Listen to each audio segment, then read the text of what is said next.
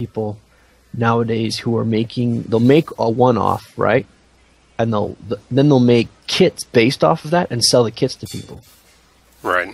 So then, like, one person had an Assassin's Creed axe, right? So you can buy the axe, the handle, and the end cap for $200, and then you just put it together and paint it and decorate it to taste. You know, all the real heavy lifting is done it's done by the guy who fabricated the prop, but right. So like getting a model, right? Like, yeah, but I'm thinking, wow, that's like an untapped market. You know, like if you look at, are we recording right now? I just started it. Okay. But do you want to start on your end there? I guess I'll start recording. Okay, I'm recording now. Okay. Recording now. Chop. Cool. Okay, so... do you got your screen? Can you see mine? I can see yours on Skype, yeah. Okay. Okay. Start up your mini cam, and then we'll be... My mini cam's up. Is it? Yeah. Can you see me? Share your screen in Skype. Right. That should do. Perfect. Okay. All good. Okay. All right. So do you want to do a whole new intro, or are we just going to keep going from where we were? Now let's just roll. Let's just roll. Well, yeah. Okay, so talking more about... I have been having this conversation with people, and this ties into the Comic-Con thing, right? But geek culture has really become mainstream, right? And I still have a hard time accepting it and getting over that, because I still remember, nobody would admit to reading comic books outside of elementary school and junior high school kind of thing, right? Like it just wasn't. It was kind of taboo, right? Yeah, most people wouldn't. I don't think I had the sense to not know better. Yeah, I didn't know. I would still. I mean, I had a mailbox at the comic book shop for crying out loud. Like that was. I had it going on, right? But I guess what I'm saying is, things. Not that I'm trying to say, I was cool before everybody else. It's just. It's become a lot more popular, socially acceptable. Pop culture type events are trendy now, right? And you're seeing it at Comic Cons, and professional cosplayers. Like who would have ever thought about that? People make a living doing weird, that. Eh? Like having a spokesmodel style thing where somebody's up, hawking your stuff and wearing your outfit. That's been around for a long time. But, But having somebody whose job is just to dress up as things, but not actually hawk any particular thing, like just selling their own brand. Like that's that's new. That's different. And the quality of some of these costumes are professional theater or movie, right? Yeah, some of them are fabulous, and I can't help but wonder, I'm like, is that model doing it? Not to be sexist, but I just don't know a lot of girls that are that handy, right? And I think they are. Like, well, that's. I think a lot of them are. Like, that's the thing. And that isn't that cool? Well, that's great, right? Except for your wife. She can do it. No. Oh no, Steph is chomping at the bit. She built an Princess Elsa dress for Lily for her birthday. Right on. Princess Elsa, the movie Frozen, Disney, and we were at the Disney store, and there was some woman like having a conniption because Disney hadn't put out a toy dress for her little girl, and her, like the demand for Elsa dresses are just through the roof, right? And I just told Steph the other day, I'm like, if you made these and sold them, you'd make a killing, right? Like she hand embroidered all the like snowflake patterns and all these things. Like she did it just. It's really, really good, right? And she did it for Lily for her birthday, right? And Steph is chomping at the bit to make an elf costume for herself, or cosplay. She really likes dressing up. It's fun, right? Which is cool. And I've always liked it, even as a kid, but or starting as a kid, I guess. But I think I'm getting off topic here. So at the show, more and more people are dressing up. More and more people are making a living at it.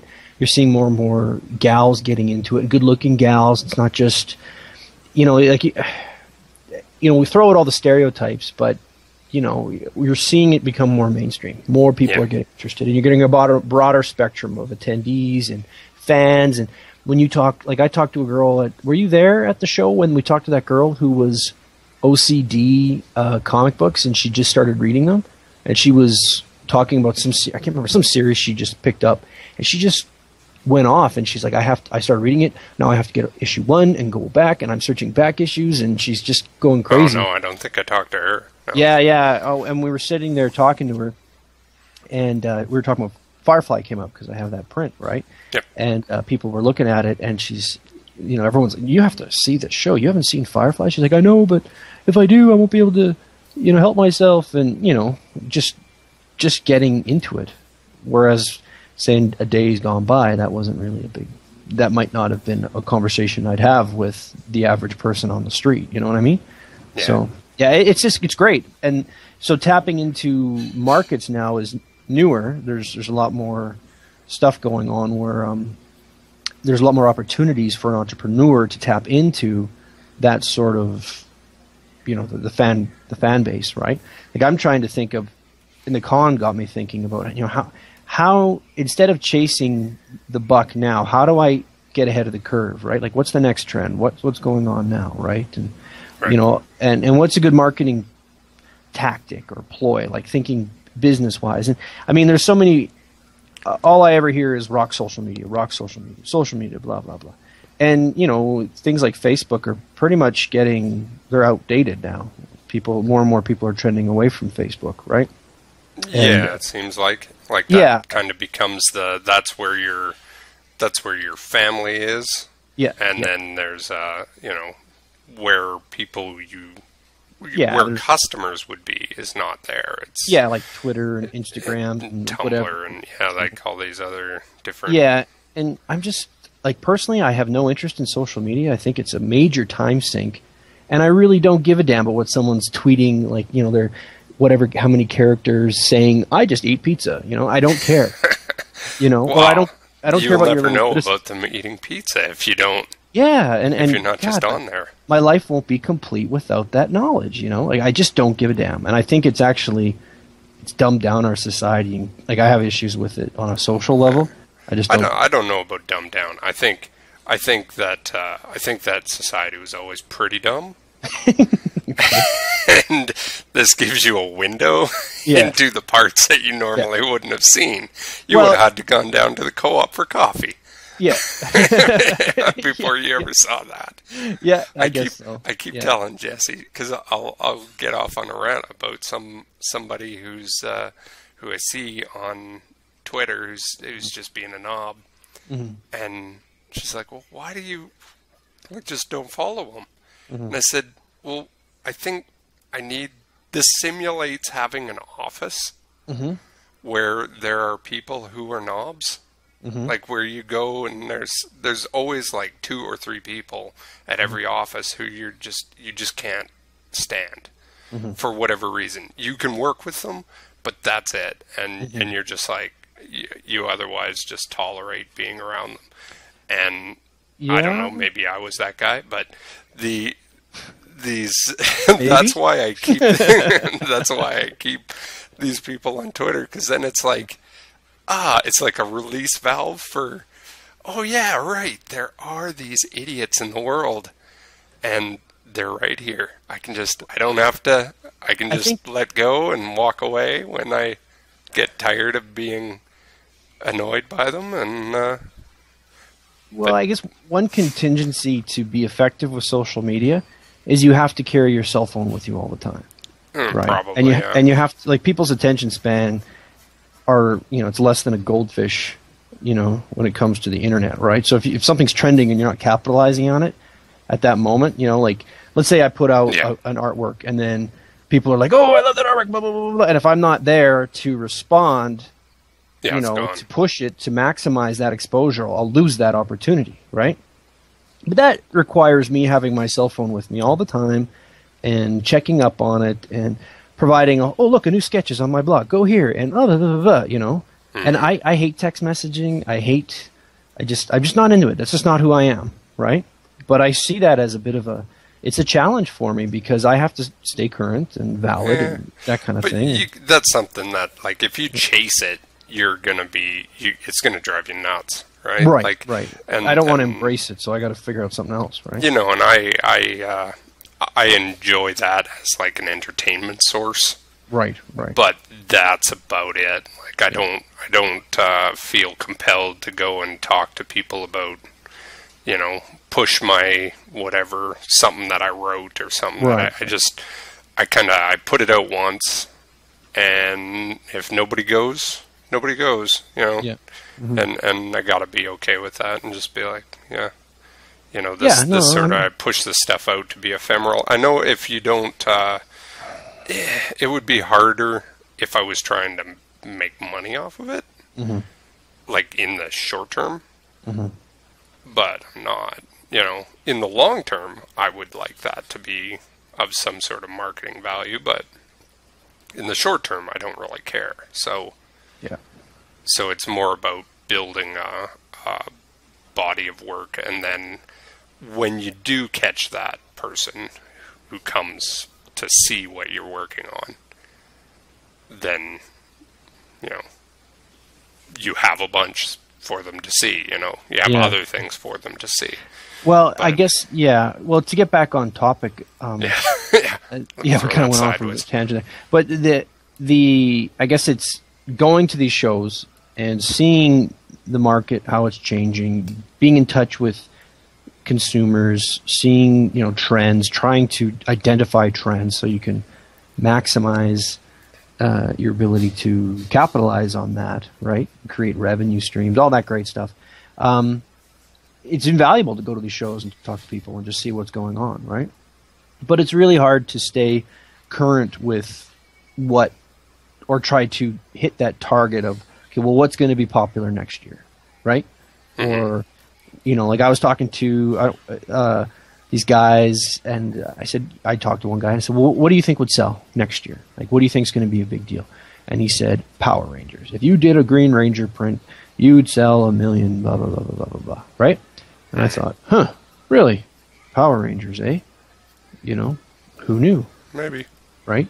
And, you know, Masters of the Universe, you know, I've got a couple of Masters images in my portfolio, and everybody, like, I was really surprised at, not everybody, but the people who stopped, how many people who just stopped and wanted to talk about Masters, right? Oh, yeah. There was, and, you know, that's kind of I know a little bit about it, but that's kind of a hole in my geek knowledge. So then So then, but there were definitely a lot of people who were interested in that, so.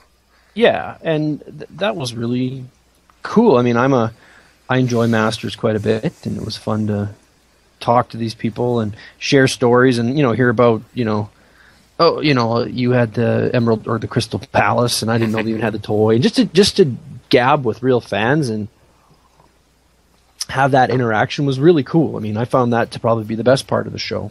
Just talking to people and, you know, geeking out about the same stuff, and you know, talking about my Arnold illustration with guys, and just, you know, one girl was there with her friends, and she said, I watch this movie every Christmas with my dad. And I'm like, wow, that's Predator. Yeah, Predator. That's a Christmas movie.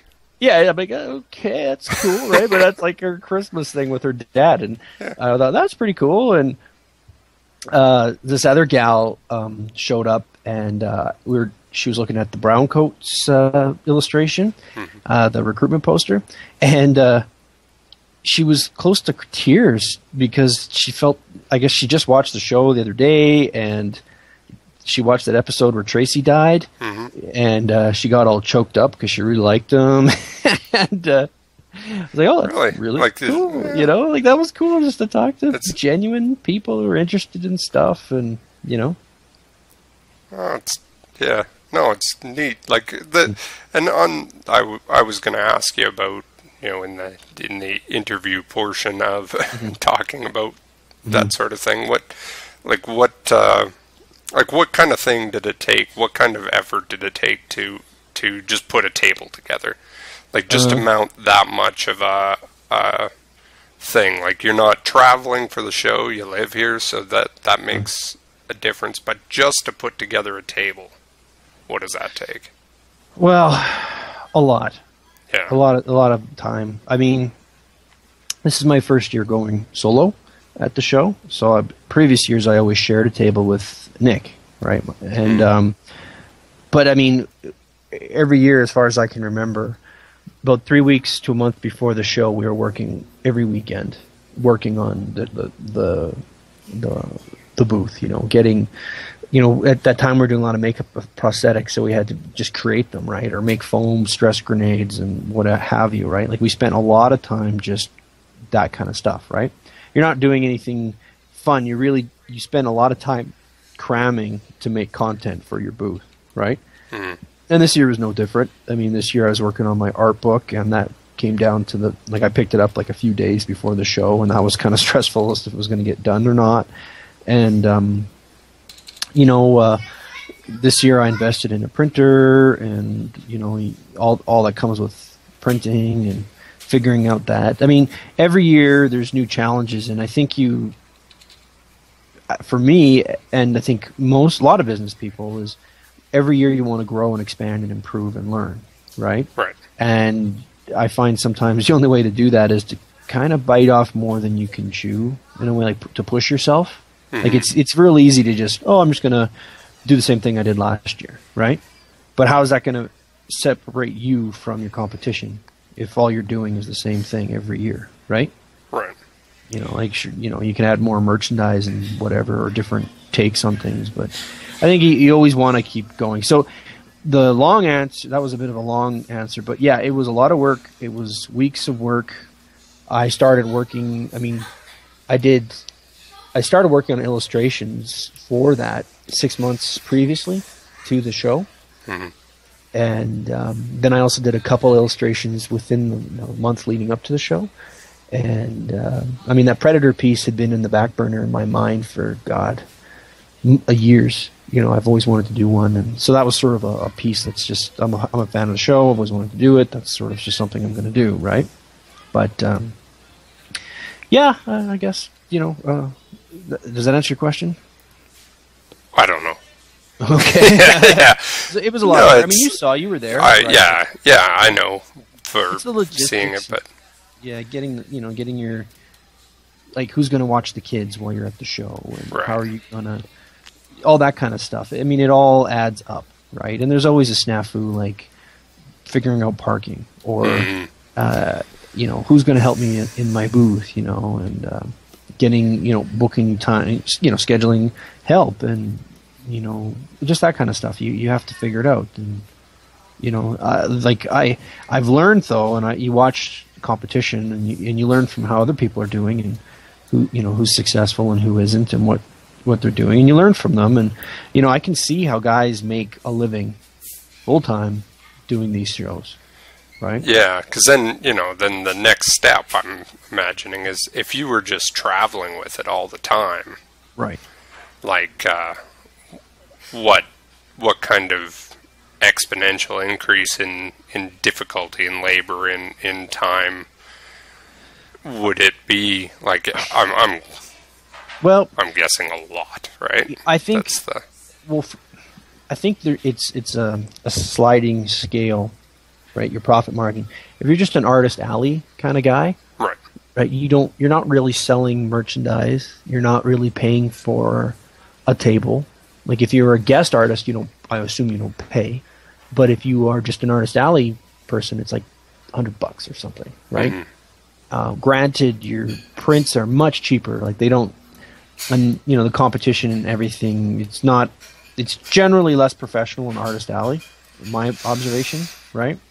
Yeah. Amateur, semi-pro, that kind of stuff. Yeah, well, and it ranges a lot, right? It does. But I do find the price point for their items tend to be smaller, lower, but they move a lot of volume, right? Like, people are, okay, you know, I don't know you, or, you know, I don't like your work that much, or you're not that good, but I really like that idea. I'm going to drop $15 on 11 by 17 laser print.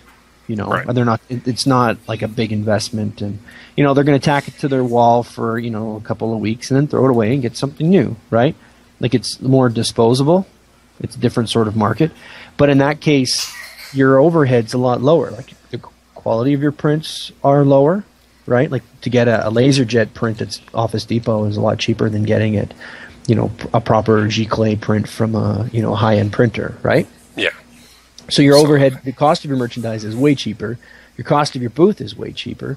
And it's really just your time and travel for the show and accommodations, right? Mm-hmm. And most of the people, artist alleys, tend to be local to that region.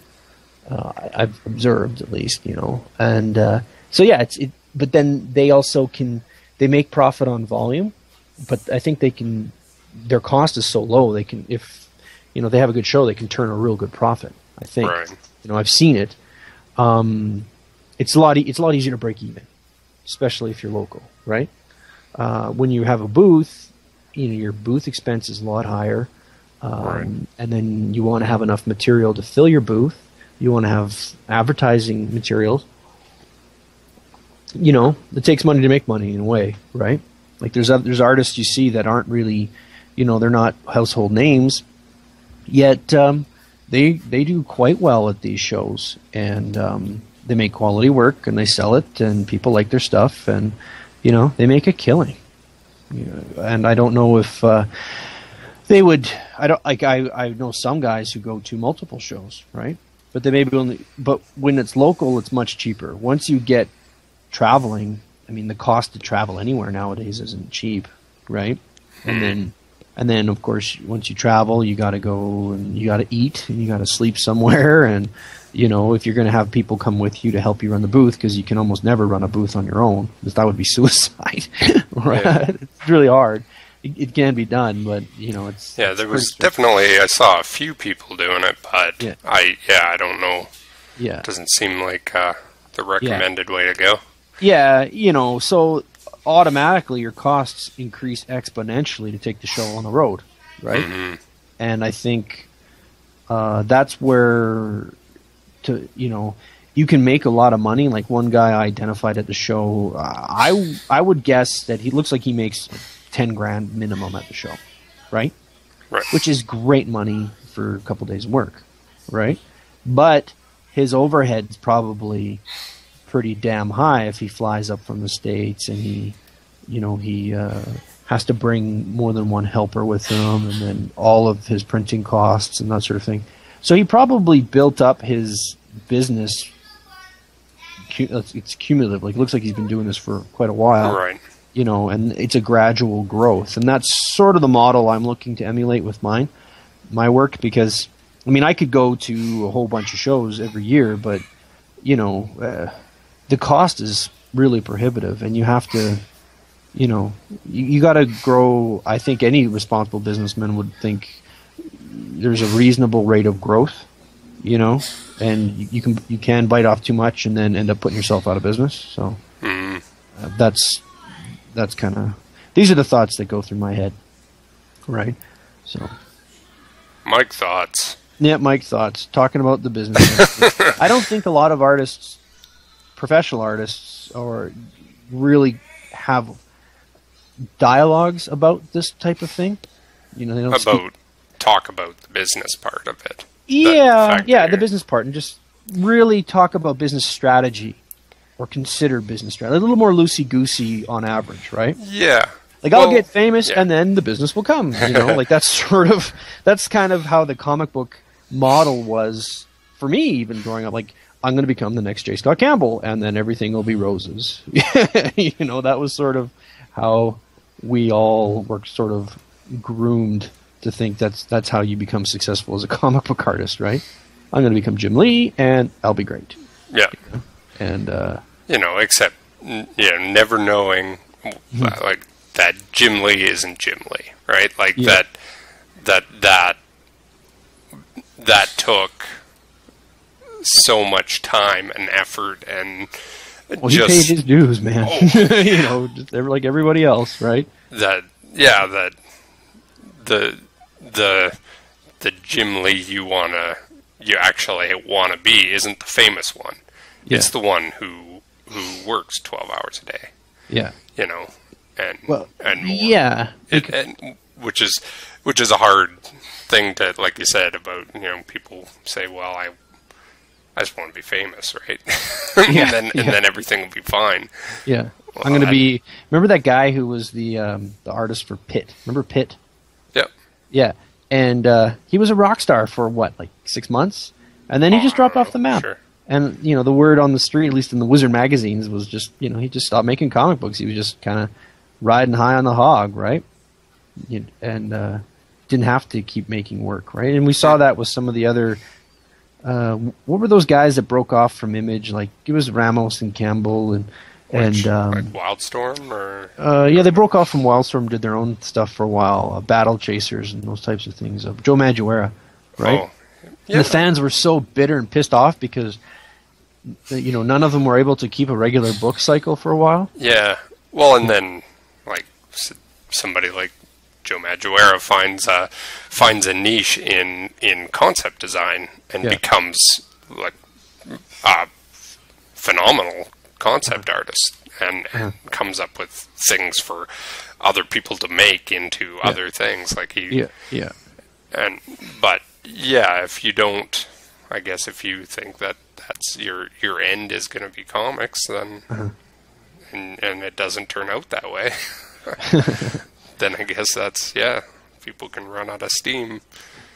Yeah, or, you know, it's just I don't even know where I was going with that. It's just that it's I think I was more trying to point out, you know, some people just they find a little bit of success, but they don't keep pushing themselves to improve and grow. And, you know, like Jim Lee is not the same Jim Lee now that he was, say, in 1995. Oh, right? Probably not. No. No, like the work his work is still similar, but it's changed enough that you don't look at it and go, "Oh, that's the same." You know, he's changed a bit. Oh yeah. Right? Well, and if you didn't, that would be worrisome, right? Like. Well, that's, I guess, the thing when it comes to creative endeavors is you have to stay relevant and you have to keep working. And every year, a bunch of kids get out of art school and they want your job, right?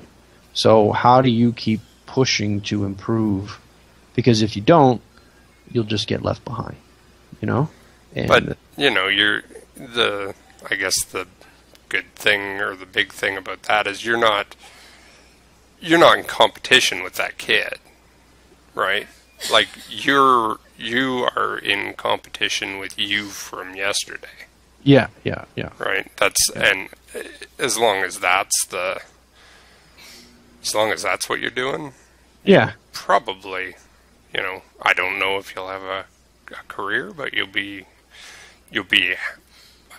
in a better mind frame for it when it does happen, because I think anything in life, you got to work for it, right?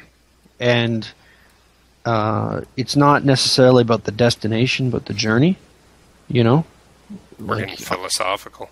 Well, no, but no, like, when you're, I guess we're talking about the business end of being a creative person, is you have to, it's stressful, it's a lot of work, it's, you know, it's, you work in a vacuum, you know, and that's why you have very to have little Twitter and a bunch of jerks. Yeah. It's not like there's a lot of recognition and people patting you in the back or giving you even advice or support, right? Like you're on your own, a lot of it. And, you know, it takes a lot of, it takes a certain type of something. And the business end, you know, being business savvy can really help you. You know, let's say you're not very good at, I've seen guys who aren't the best artists out there, like let's say technically proficient, or they don't work on stuff that's super popular or whatever, right? But what they are good business people, and they know how to market, and they know how to get their work to the target audience, and they make a really good living, or a decent living, or what appears to be a decent living, right? And I think that's the key, and that's the real key to be successful in an ocean full of fish. You know, you have to just find a way to make, you know, just I don't have a good euphemism for that one. Probably the wrong thing, but I don't like seafood. Fish in a platter and a yeah. Joey Joey's Fish. You got to learn to drive the truck, Jimmy. Yeah, I don't know. Yeah, sure. You know what I mean. You just gotta, you gotta be able to, find a way to be successful, right? Or else you're just not going to be able to do it. And I think that's why, like, I was thinking about it the other day. Out of the people who I graduated from art school, university, I only know 2 people who have worked in the arts. One of them is a gallery artist, I think, although I don't think she does much. And the other is a tattoo artist now. He does a lot of tattoo flash and that's all right. rock posters and stuff.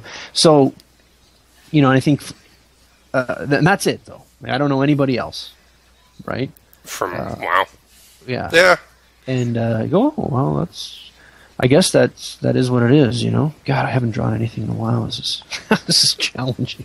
And you sometimes you pick up a pencil and you feel like you're holding it like a 3-year-old in your left hand, and you're just like, yeah, it's like banging rocks together. That's kind of how it feels today. Yes, I'm perpetually in the space where I'm like, I know what I want to draw, and I'll make a line, and that's not where I wanted to put that. Yeah, but now it's there, and so then I draw another one, and another one, and another one. Yeah. Sometimes you just feel like you're all thumbs, and you go, what the heck, man? This is just one of those days. But then you look, you do that for a long time, and then you see, hey, wait a minute, I actually drew something. Well, yeah, I guess back to the art school, one thing I picked up is you when you start doing gesture drawings at the beginning of your day, there's like 5 second, 10 second, 20 second, 30 second, and that's how you loosen up and get into the rhythm of things. I tend to forget that, or it's hard to discipline myself to just do quick doodlies, and I had a timer, like a kitchen timer, but I've gone through 3 of them, and every time I buy one, buy it new, buy it used, get it borrowed from someone, they all just conk out on me. It's like kitchen timers are garbage, or I have some sort of electromagnetic interference going on in my body. The kitchen timer is the... Something's going on. So, yeah, that's sort of one aspect of the show, is the business thing. I spend a lot of downtime when I'm not talking to people, thinking about, okay, what's he doing? How's he selling? Is he doing good? Okay, how's business doing here? What can I do to grow? What's working? What isn't? Well, let's talk about the business stuff, right? Mm-hmm.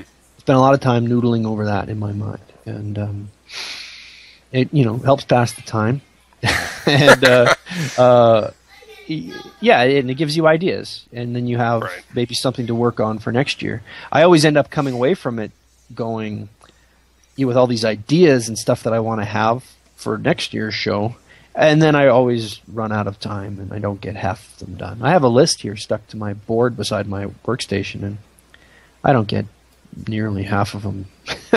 But they're on my bucket list, and I slowly tick them off, and I come up with new ones, and new projects come up, and yada, yada, yada, right? World domination. Is that the top one? Third. What? Huh? What are you talking about? You're talking someone else? On your list. World domination. Oh, world domination, yeah. It's third on your list. Yeah, it's right there, conquer the world. Third. First is steal all the underpants. The second list is... Yeah. Third list is profit. I haven't figured out the second part yet. But I have a heap of underpants. Yeah. So that's going well. Yeah. So, any other questions about the show? What did you think of the show? You were there. You helped me out, and you got to... Right. Well, I don't know, just in general, the shows are... It's just getting so much bigger every year that you wind up with, I think you can kind of get lost in that. Yeah. Or you can pretty easily carve out your own niche. Like, if what you're doing doesn't look or feel like anybody else's stuff, you're going to draw some attention. I don't know whether that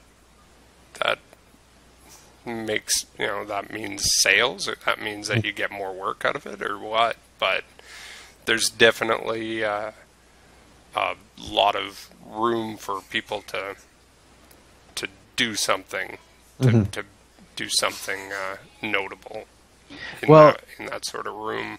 I went into the show being a little stressed out about the whole fan art thing, right? And that was a waste of time. I mean, if I was really worried about fan art, they would shut down every single, like 80% of the people there were making or selling fan art. There would just or some there would have been lawyers running through there with torches.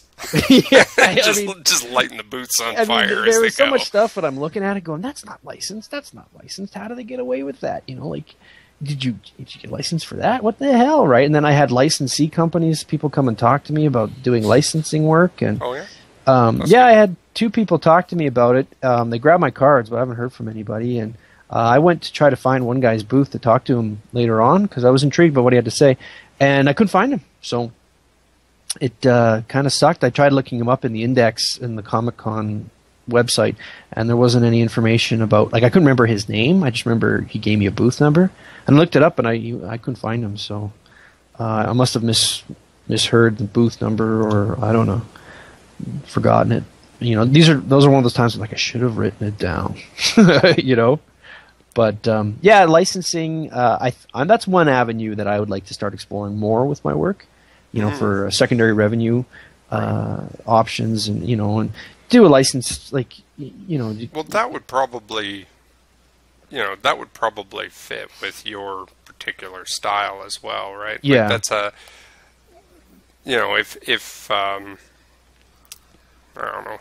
Like if somebody has a really quirky sort of style, that's something that like everything's all like made out of triangles, or everything's like like something they're not going to get approached by licensees. Like that's just not. Well, if you could do a good portrait of somebody, then they're like, oh, you could. Exactly. I could see myself making you being the artist to do like Indiana Jones coffee mugs, because you could draw Harrison Ford. Like that. That's how I think the average consumer mentality is. Like high art are the people who do triangle shaped, shoe patterns or that kind of stuff, right? Like there's a market for that, but maybe not necessarily at the Comic Expo, right? But yeah, then we get into the whole fine art, high art, designy kind of realm that I just don't feel like talking about. That was one neat thing to talk about. Got me thinking about, but then you start getting into legal minefields, trying to figure out royalties and how's that going to work and who owns what and that kind of stuff. So one thing that I was going to say, I did have a lot of conversations with people at the show and made me think a lot, was the relevance of comic books now, right? Mm-hmm. It's crazy. Well, it is, and it like the actual books that are being made now. Oh, yeah, well. Because those seem kind of like I picked up an X-Men, and I'm like, I don't care. Like it's maybe I'm outgrown it, or I'm bored, or it's just like a soap opera that never ends. You have these giant story arcs, whereas you never have a contained issue anymore. Your favorite characters, like they just. I don't know. It like, is it tapped out? Are we just so you can only retell stories of the same character so much, or like it seems like when they're making the best part about comic books is they're making movies out of them, right? Mm-hmm. And they're taking the best stories from the movies, and like or best stories from the comic books and making movies out of it, like X-Men: Days of Futures Past. That's that's classic. If you know anything or give anything about the X-Men franchise, you know what they're talking about, right? You know what a Sentinel is. You have an idea who Bishop is, like that kind of stuff. That's what I was just explaining who these characters were today. Okay. There's all these other people, and who are they, and why are they, like, that's got to be hard for an audience who isn't necessarily well-versed in it, like... Yeah. You don't want to have all these other people you don't know about and care about. Like, you don't care. Uh-huh. But the people who read those before, I guess, it's sort of, it becomes a, who is this for? Who does this who's this movie for? I don't know. Yeah. You know, But, you know, like now, say Spider-Man, you know, Spider-Man in the comics continuum, or at least, you know, he's been around since the 60s, right? So he's no longer, he's married, he's got kids, and Mary Jane's, you know, the housewife or whatever she does, right? Like, it's not Peter Parker trying to hold down a job and maintain a secret identity anymore, right? And that, I think, is what really was the root appeal for the character, right? In many, to me, it was, right? Yeah, which is why they did the whole Ultimate series, right? To kind of do that again.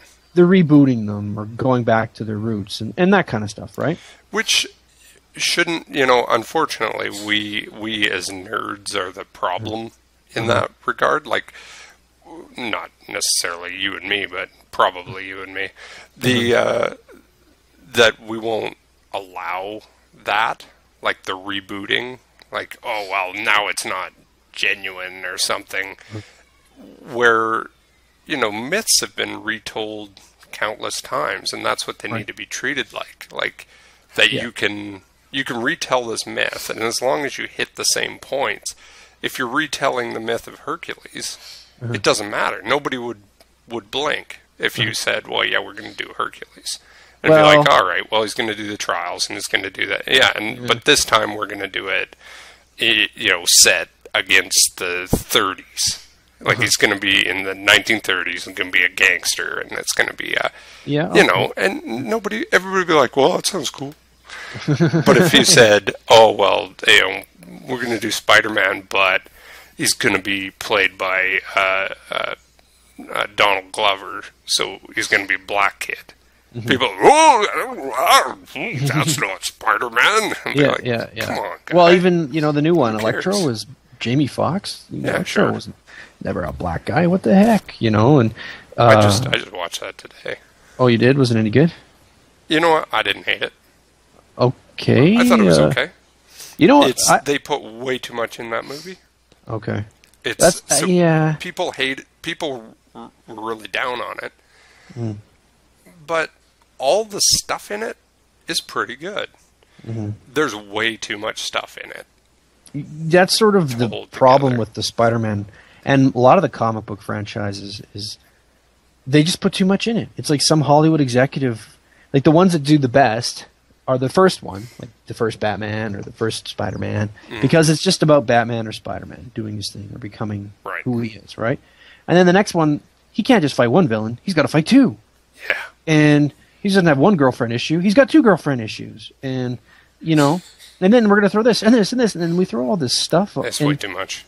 Yeah, and they just oversaturate the story. There's too many plot lines. There's too much going on, too many characters. And you start to disassociate. You don't empathize with the guy because you can't focus on what's going on. Yeah, that, like, in this particular movie, that doesn't wind up being the issue. All the stuff with the character, all the characters is really good. It's really well done. The acting's pretty good. The action's good. But it just kind of gets into a rhythm and then cuts away from it. So you're like, well, like I was into that bit, and now I'm in. Okay, well, and then you get into the next bit, and it's like, yeah, that's not bad, and then it cuts away again. So you don't ever get to kind of lock on to anything for any length of time. There's a couple of subplots that are like they should have just tossed them out and been done with it. Are you making Portal over there? Portal? Isn't that what's that guy's name? I don't know, some stock image of an African dude. No, that dude. He's a Australian guy. Sits there and spins shoelaces over his head, teleports people around, and I've never even played Portal, man. No, I'm talking about X-Men character. What? Maybe. What are you doing? I don't know. Okay. you totally lost me. I'm like, are you talking to one of your boys? I can't remember what the guy's name is. An X-Men character? Yeah, the guy who he spins this thing and teleports people around. Never mind. Moving on. Okay. You know who's an X-Men character that I like to talk about? Sure. Is Arcade. Right. Remember Arcade? I do, only very slightly. He was lamer than shit, but he was in a lot of comics in the 80s. He was like the main villain in the 80s for a while there, or at least the Excalibur villain. And I remember lots of Arcade comics. He was every time I picked up an X-Men comic, it was Arcade. But I just wanted to keep talking about the movies a bit, because I feel like they're more satisfying to a fan now than a comic book, right? Like, I get more out of a movie, and I get more value. Like, a comic book's not cheap anymore. Because it's all packaged into one thing. You don't have to keep going with it? Or? Yeah, it's a contained story. I don't have to worry about a 4-issue arc or, like... And they're retelling like, I just saw The Winter Soldier, right? And apparently that's a classic Captain America story, right? Yeah, which they didn't... They just kind of used the name and some stuff from, but they didn't... Right. Yeah. Right. But I guess... But I enjoyed it. I thought it was a great movie. Yeah, I thought that was a fantastic movie. That's why I watch movies, It's just a good movie. There's lots going on, and they have that Marvel continuity thing that's just kicking ass and taking names, and they show new stuff. They keep building on what the Avengers did and all the other Marvel movies did, right? Like, I thought, are they going to be able to pull off Thor 2? And they did. Like, well, this wasn't a bad movie. I haven't seen that one yet. It was pretty good. It was better than the first one. Well, the first one was a little thin. Yeah. So it was just like, oh, okay, another Thor movie. But actually, it was much better than the first one. And, you actually... I care what's going on, and there's some neat twists, and it's entertaining, and it felt like a comic book made into a movie, And Thor was never one that you went to for good writing or great stories. It was just about Thor kicking ass and taking names, right? And saving the world, and that's basically all that this really was, too. But you got your Thor fix, which was fine. The Captain America one was good, and I really enjoyed how they spent a lot of time fleshing out the man out of time. Like, he just didn't know anybody anymore, and everybody he knew was dead, and couldn't get a date, and didn't want a date. Yeah. Like, his girlfriend is, got Alzheimer's, and she's in the hospital. Like, they really played up, and he was talking to guys from the VA dealing with PTSD, and, it really, I thought, really added a layer of depth to the character. Yeah, which is and a character I never really cared that much about in the comics, I didn't care about him at all. And they really and the actor they got is just he's killing it. Like, he is fantastic.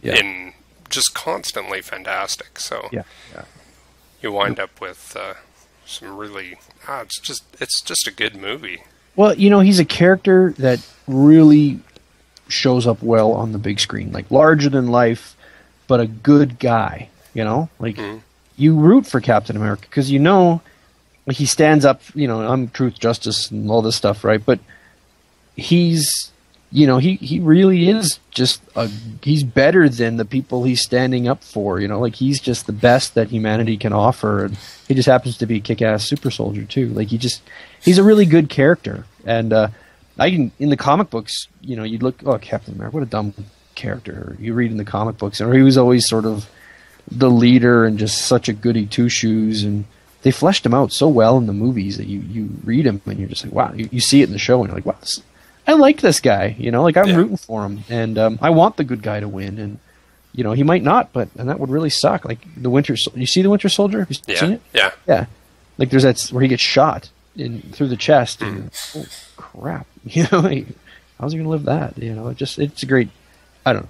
I'm gushing. Maybe I got a mad crush on Captain America now. But. Yeah, well, you know what? That'd be all right. Yeah, it's okay. It's just super well done, and the I didn't hate this Spider-Man as much as other people do. I really like the actor. I think he's very doing He's killing very it. I thought he's doing a good Spider-Man-ish. cheeky Spider-Man, you know? Yeah, and but yeah, they're just. I think you're right.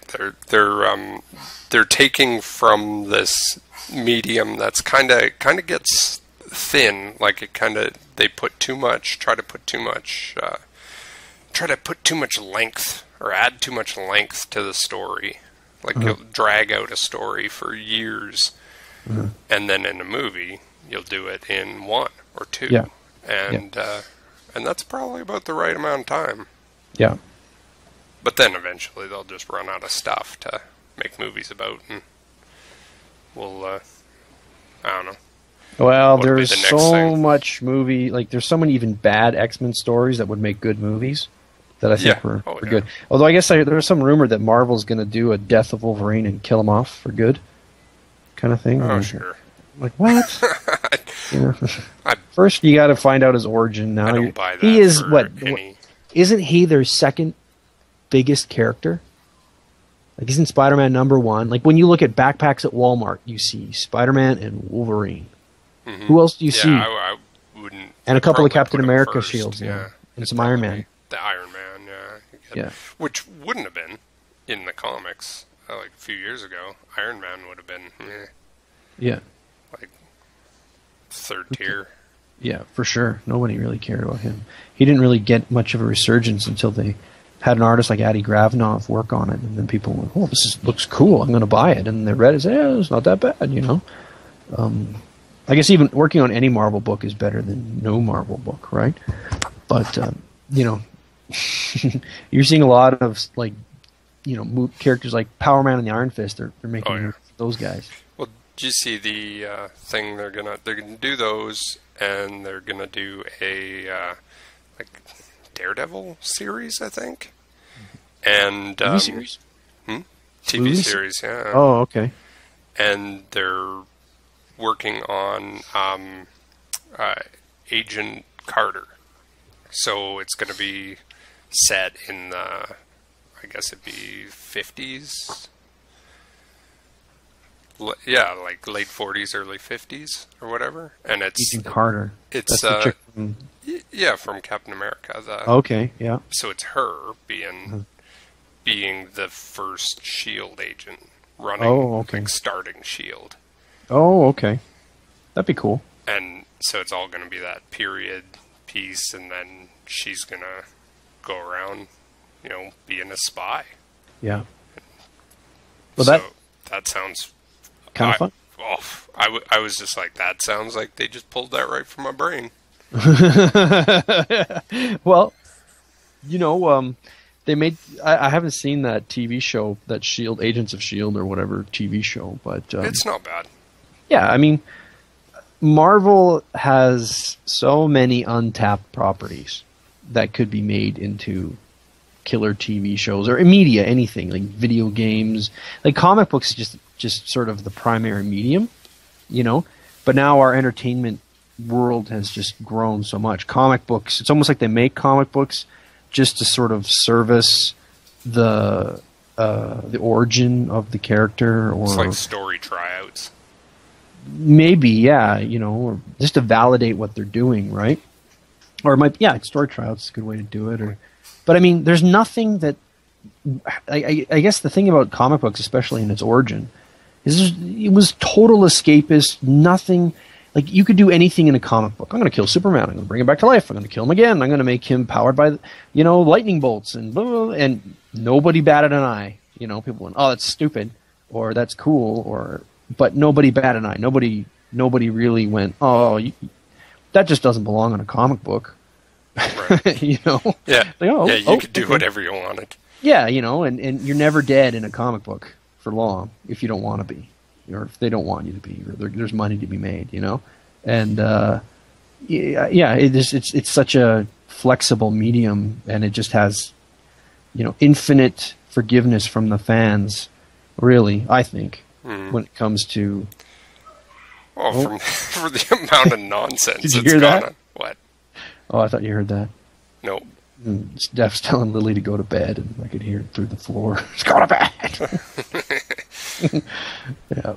anyways, you were saying the amount of nonsense. I don't know. Oh, just the amount of the amount of nonsense that's gone on in comics through the years. Where, you know, if you were any kind of thinking fan, you would be like, I'm done. I'm out. Drop it all. Forget about it. Burn it. But everybody's like, well, whatever. We'll give these guys another chance, and you know, I think half the time works out. I think I'd like to see them come up with a way to make the medium a little more accessible in the sense that it's so much money for a small issue, right? Yeah. It seems like I, as an adult consumer, and I'm probably the main demographic for Marvel Comics now, because it doesn't seem like they're getting that many young people into comic books.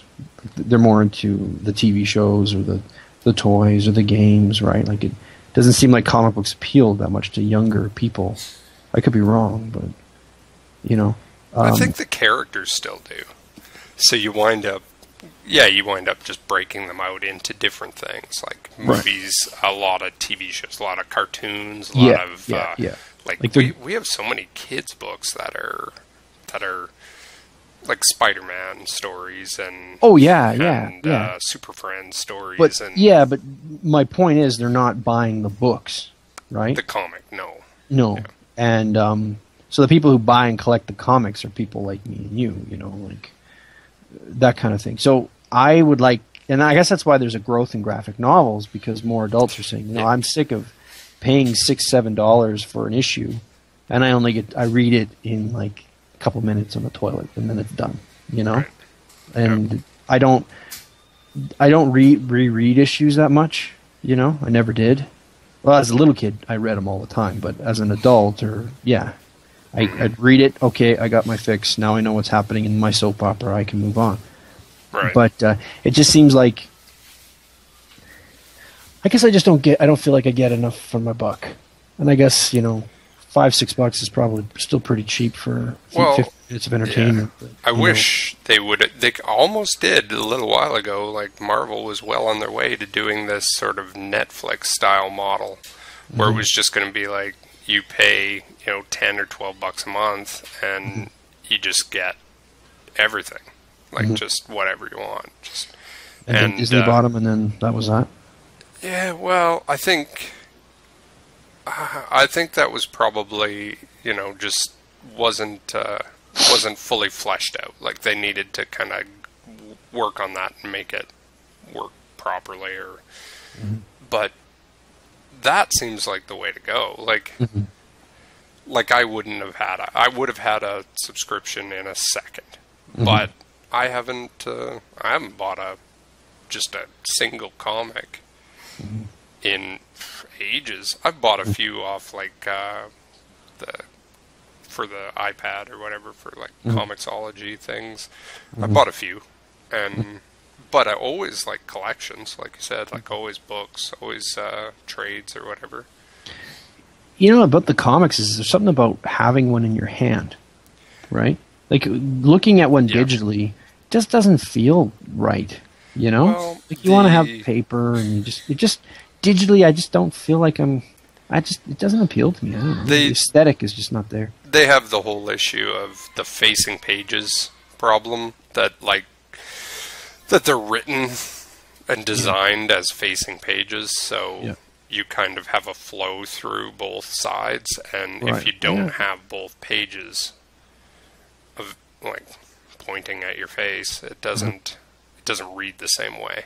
Yeah, I never considered that, but that's very valid. So that's and that's just a graphic design issue, really. Like, as soon as were they to start doing this, like the Netflix style thing, they would very quickly start writing them as single pages, right? Like, you would write all the stories as one page, and then with the intention of flipping to the next. So your story beats would run to the bottom of the page, and then you would have a little catch, and then it would go to the next, and that's. But you know, one thing I feel is happening with the medium. Whereas before, it was really just about selling books, right? Like the Stan Lee days, or, like, okay, we got to make money, sell books. Right? Yeah, moving paper, sell books and ads and subscriptions and things like that. And the editorial team were really just geared on making quality products and telling good stories, right? And selling the books. Now it's like a board of directors sitting around figuring out, okay, how do we make more money this quarter? And how do we use our licensed properties to do that, right? And I think that's affecting the narrative Marvel is projecting now, right? So, okay, we haven't made a lot of money. We need to come up with a wow factor. Let's kill off Wolverine and see what happens. Like, that'll sell. Just like the origin Wolverine story did really well, even though the art was shitty and the story was shitty. It still did probably really well because people had to read it. I know I did. Just to see it, Yeah. And, yeah, I don't know. I think that's influencing where the comics are going now, at least the characters, right? Our beloved characters. I think you'll still see a lot of, crazy outlandish stuff, like the same sort of style of storytelling in, books like Ghost Rider, where nobody really gives a shit what happens in Ghost Rider, right? Or I did Power for Man, a hot minute in the, middle of the 80s, but that was it. Yeah, you know what I mean? Like, nobody really cares about Ghost Rider or Power Man and the Iron Fist, and there's only so much you can do with the Hulk. So if you can come up with anything different, go for it, because it's the same fucking story over and over and over and over, right? At least that's how I've always felt the Hulk kind of was. Yeah. Yeah. Hulk smash. Okay, next. Banner doesn't want to be the Hulk. Got it. Next. No, he does. No, he is. No, yeah. I think they got kind of messed up where Hulk goes to space and becomes a gangster and those types of things. It's like, whoa, that is a story I didn't expect to see. I liked Hulk becomes a gangster. That worked. It was kind of made sense, right? He was like just this badass kingpin, like a super genius with super strength, and that makes real good sense, like, if he was able to capitalize it. But instead, wasn't he evil? Sorta.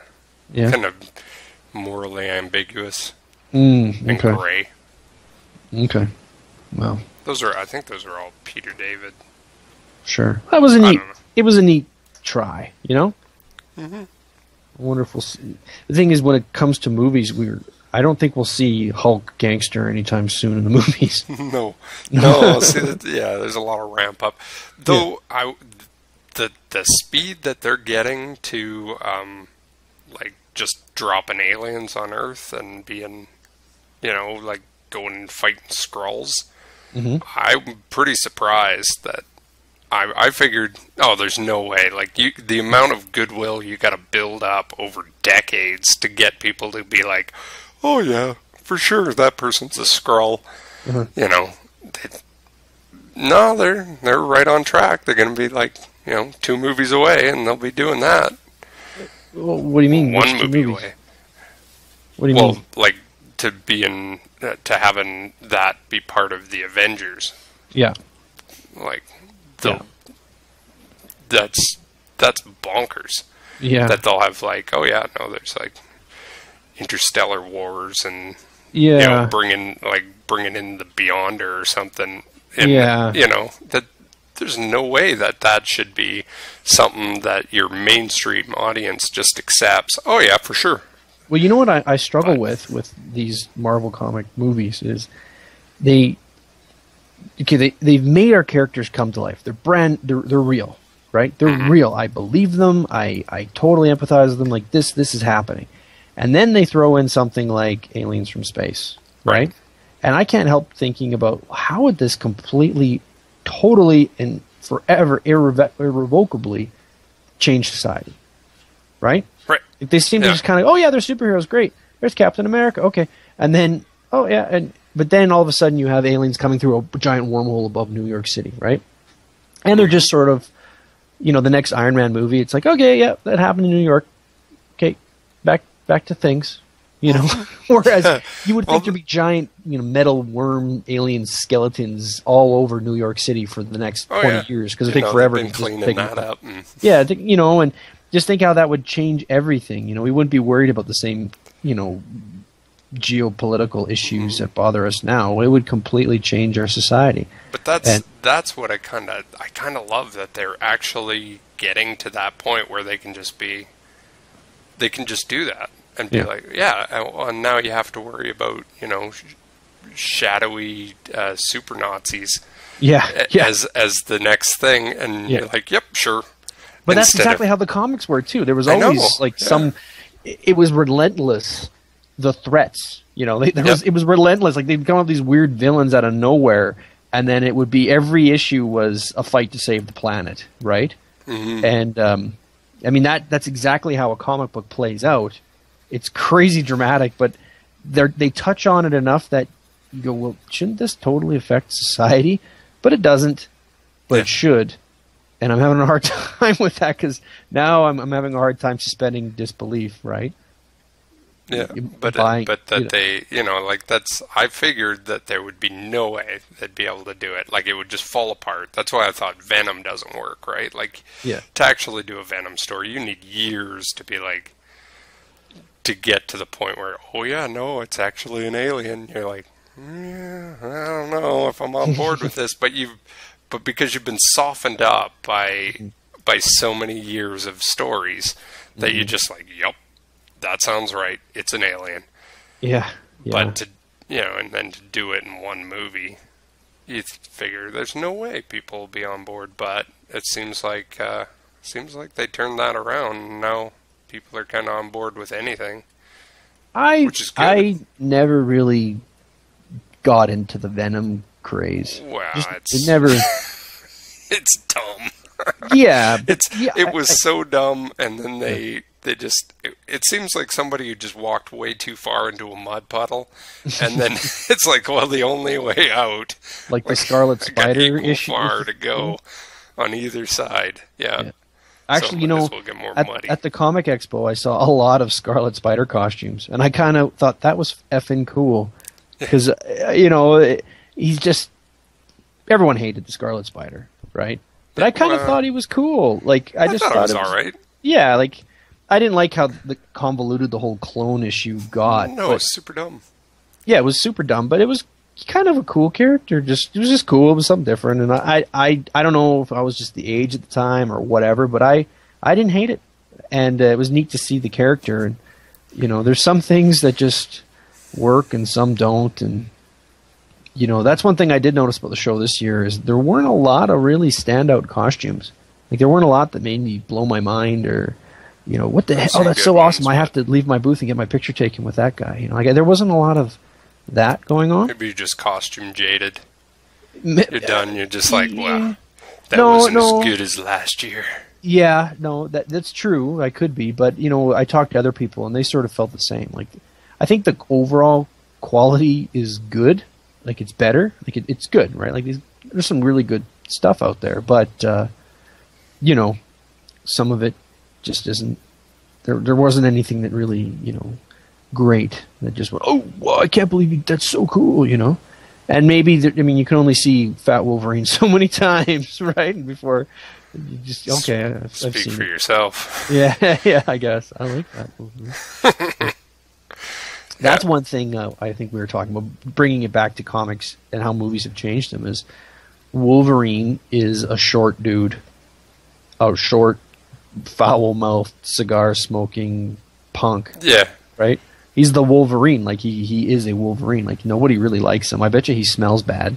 And he's not a tall, handsome Broadway star. Yeah, he's not this, Hugh Jackman character who women swoon over. I mean, Wolverine, he hardly had any love interest in the comics, and they always ended up turning into like these killer bitches later on, right? Yeah, because he kind of looked like garbage, right? That was yeah. Like he was, and then he'd go and he'd put on an eye patch and look like double garbage, and Yeah, so it's funny now when people think of Wolverine, and when you see the scale, when people draw him, the scale has been changing subtly more and more over the years, right? you can tell artists are starting to identify more with the movie than they are with who the character is, right? At least that's how I've observed it. Not that I'm super in touch anymore, but I don't know. What do you think? Probably. Yeah. I don't. Yes. Yes, Okay. Mike. I got nothing else to say. You think too much about this stuff? I'm going with you. Okay, well. No, it sounds. I would like to do agree. like a really faithful Wolverine image. Like what my perfect Wolverine would be, and it would be the brown suit, short, mean. Just yeah. That's to me what Wolverine is: short, mean, and in the brown suit, just Right. kicking ass and taking names. Like Danzig. Looks like Glenn Danzig. I don't know what Glenn Danzig looks like. Sorry. Looks like Wolverine. Okay. Glenn Danzig. Okay. Only singing punk tunes. Was Danzig punk? I thought he was. Punk metal. Yeah. Punk and metal. Yeah. Oh man. So, anyways, these are some of my rants. Moving on.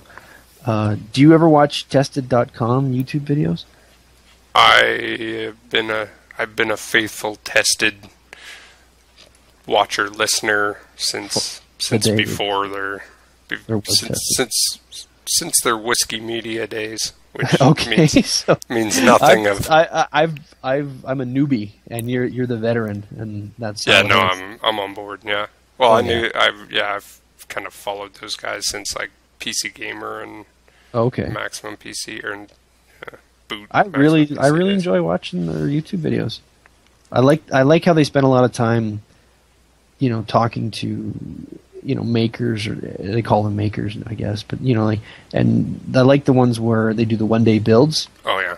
I love that. I just love seeing, the Adam Savage working, just problem solving, and I mean a lot of that's some of the prop work that Nick and I did, right? And it's really cool to see how this guy did it, as a model maker for ILM, and how fast he works. Like, was he an engineer by trade before he went into this type of thing? No, sculptor. So he never got like an education, like a degree in engineering or something. He just seems like No, he's an artist, sculptor, Okay. Actor. Okay, because the way he articulates himself, and his knowledge about materials and processes and things, I mean, it's quite impressive. His vernacular is very, very. He knows exactly what he's talking about, and the process, like the manufacture, like they'll throw him a curveball question, and he'll be like, "Nope, bam," I'm sure when he worked at ILM, he was not, the most special guy on the team. Like, I'm sure they would have a pretty deep roster, I'm guessing. Yeah. So, anyways, his skill level and knowledge is quite cool, and his, they do the tours of his shop, and you can see all of his stuff, and since he made all that money with Tested, it looks like he's spending it all making. We're not Tested. Mythbusters, yeah. Yeah. He buys a lot of crap, but it's like a nerd with lots of money.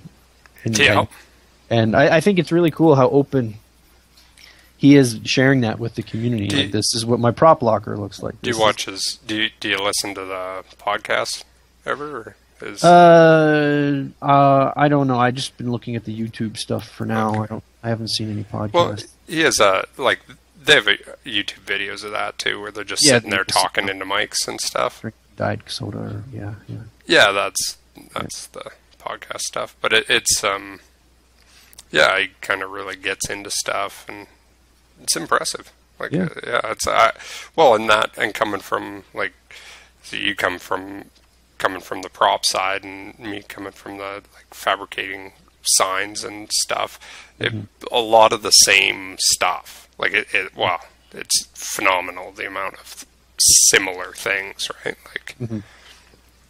It's impressive. Well, he started talking about the RPF replica prop form, and I just what the? I've never heard of this. And I was on it today, and looking at guys making He-Man power swords, and it's just like, oh, I need to do that.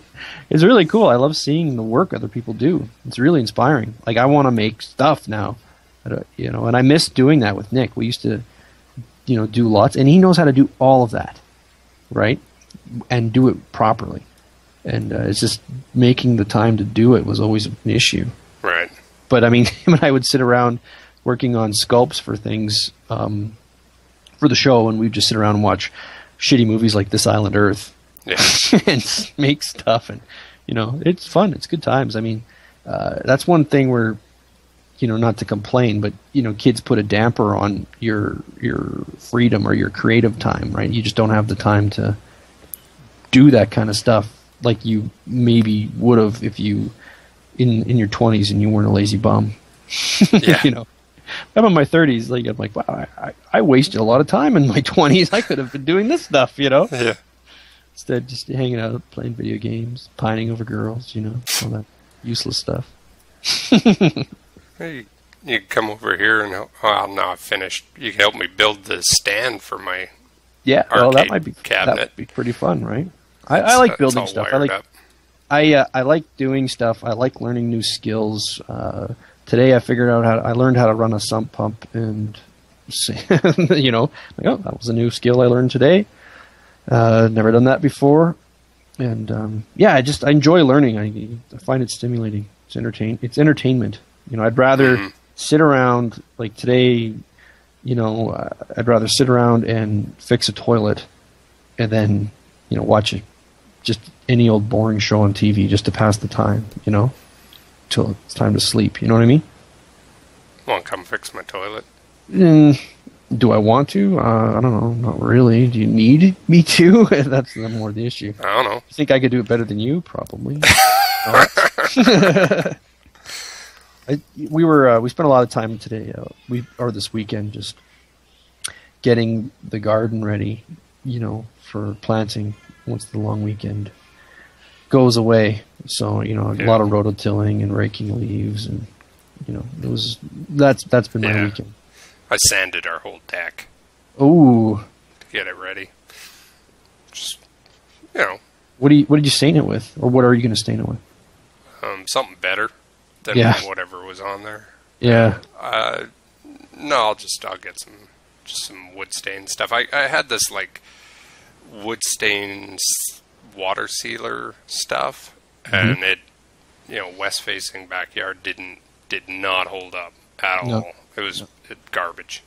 Yeah. So I'll get something that's a little more that'll soak in a little more. Just I stained my my deck just before winter, and now that winter is over, it's already peeling on the steps. You know? Yeah. That pisses me off because this is my second time I stained it, and you know, you'd like it to last 6 months. You know what I mean? It's just and I bought better stuff than that. Yeah. You know, like that's a maintenance thing that just pisses me off. Just wasted time. Yeah, I really did not want to do this, but you know, whatever. I guess. Well, I got a whole bunch of jobs I want to do around here. I've been thinking about taking off my front door and repainting it because it's just got some scratches on it, and you know, like, how did I end up getting that stain or mark on the front door? You know, and we have a black door, so everything shows up. And it just doesn't look nice. So I want to do that, but I've never painted a door. I've never, you know, I want to do a good job, right? I've thought about replacing the door and getting one with a window feature in it, but anyways, these are things. You know, it seems like summertime hits, and instead of being outside doing stuff, I'm like, oh, it's summertime. I should be out camping and hiking and enjoying the fresh air. I start thinking about projects. Yeah. You know, okay, well, now the weather's better. I can fix that rust spot on the Jeep, and you know, instead of that's that time of your life you've hit. Yeah. Project time. Yeah. There's stuff that needs to be done. Yeah. Well, I gotta go. Rebuild the engine on the lawnmower. Yeah. It's got to be done now. Really, you gotta do that? Yeah. Well, it's got to get done. Won't do itself. Better than doing it in the wintertime. Heard that one before? Where we all become our dads. Yeah, I know. It's pretty bad. Well, at least I was hanging out with my dad today and trying to get him to teach me some of this stuff. But, when you know your dad's, what he's taught you sinks in. I was doing a job at my mom's place and I was replacing a light fixture. And Dad's an electrician, right? And he taught me a bunch of things. And I mean, replacing a light fixture is dead easy, right? But if you don't know what you're doing, there was a bit of an issue because whoever wired it before, first of all, whoever sprayed the, I'm sure the people watching this video are going to really care that we're talking about wiring. I just thought, I'm like, yeah, oh, like, damn. This is stupid. I thought you were talking about comic books. We leaned into boring territory a little bit ago. And maybe not. Maybe not. Maybe they're like, oh, how did you wire that? How did you do it? Tell me about that. Yeah. I guess, okay, well, to tie it back in, though, to the creative people, right? Like, I want to do my own stuff, right? And I get a lot of satisfaction out of learning new skills and working with my hands. Like even though I might not be drawing or something, but it's still, to me, fixing a light fixture is still kind of a creative, it's a mind-stimulating, problem-solving issue or task. I find. I don't know if you feel that way, but it's always not. It's still you can't shut it off, like your creative juices. It's not like, okay, I'm not going to be creative now, right? Or I'm not going to be artistic anymore. Like your brain works a certain way, and that's how it is. And like my job is my hobby. And if I wasn't doing this for a living, I'd be doing it for fun, right? And my hobbies are also similar to my job in the sense that they're still, fun, stimulating, challenging, creative, mind-bending, whatever type tasks, right? So, you can approach, like, fixing, like, some people are like, oh, I'm going to hire someone to replace my toilet seat because I don't have a clue and I don't care. Whereas I'm like, no, that's it. I want to do that. I want to... why would I pay some asshole to do that when I can, really it's a couple of screws, right? Yeah, anyways. Another ramble. That's where we need Vince's input. I would love to hear Vince talk about fixing a toilet seat. Yeah. Because he would probably make a big story out of it. Yeah. And then I met this guy, and then I ran into a guy at the market who talked about it. That would be at least entertaining. My toilet seat tried to kill me. Tried to kill me. And then that toilet seat in Hong Kong. Holy cow. That one did try to kill me. Probably. Did they have the seashells? Yeah.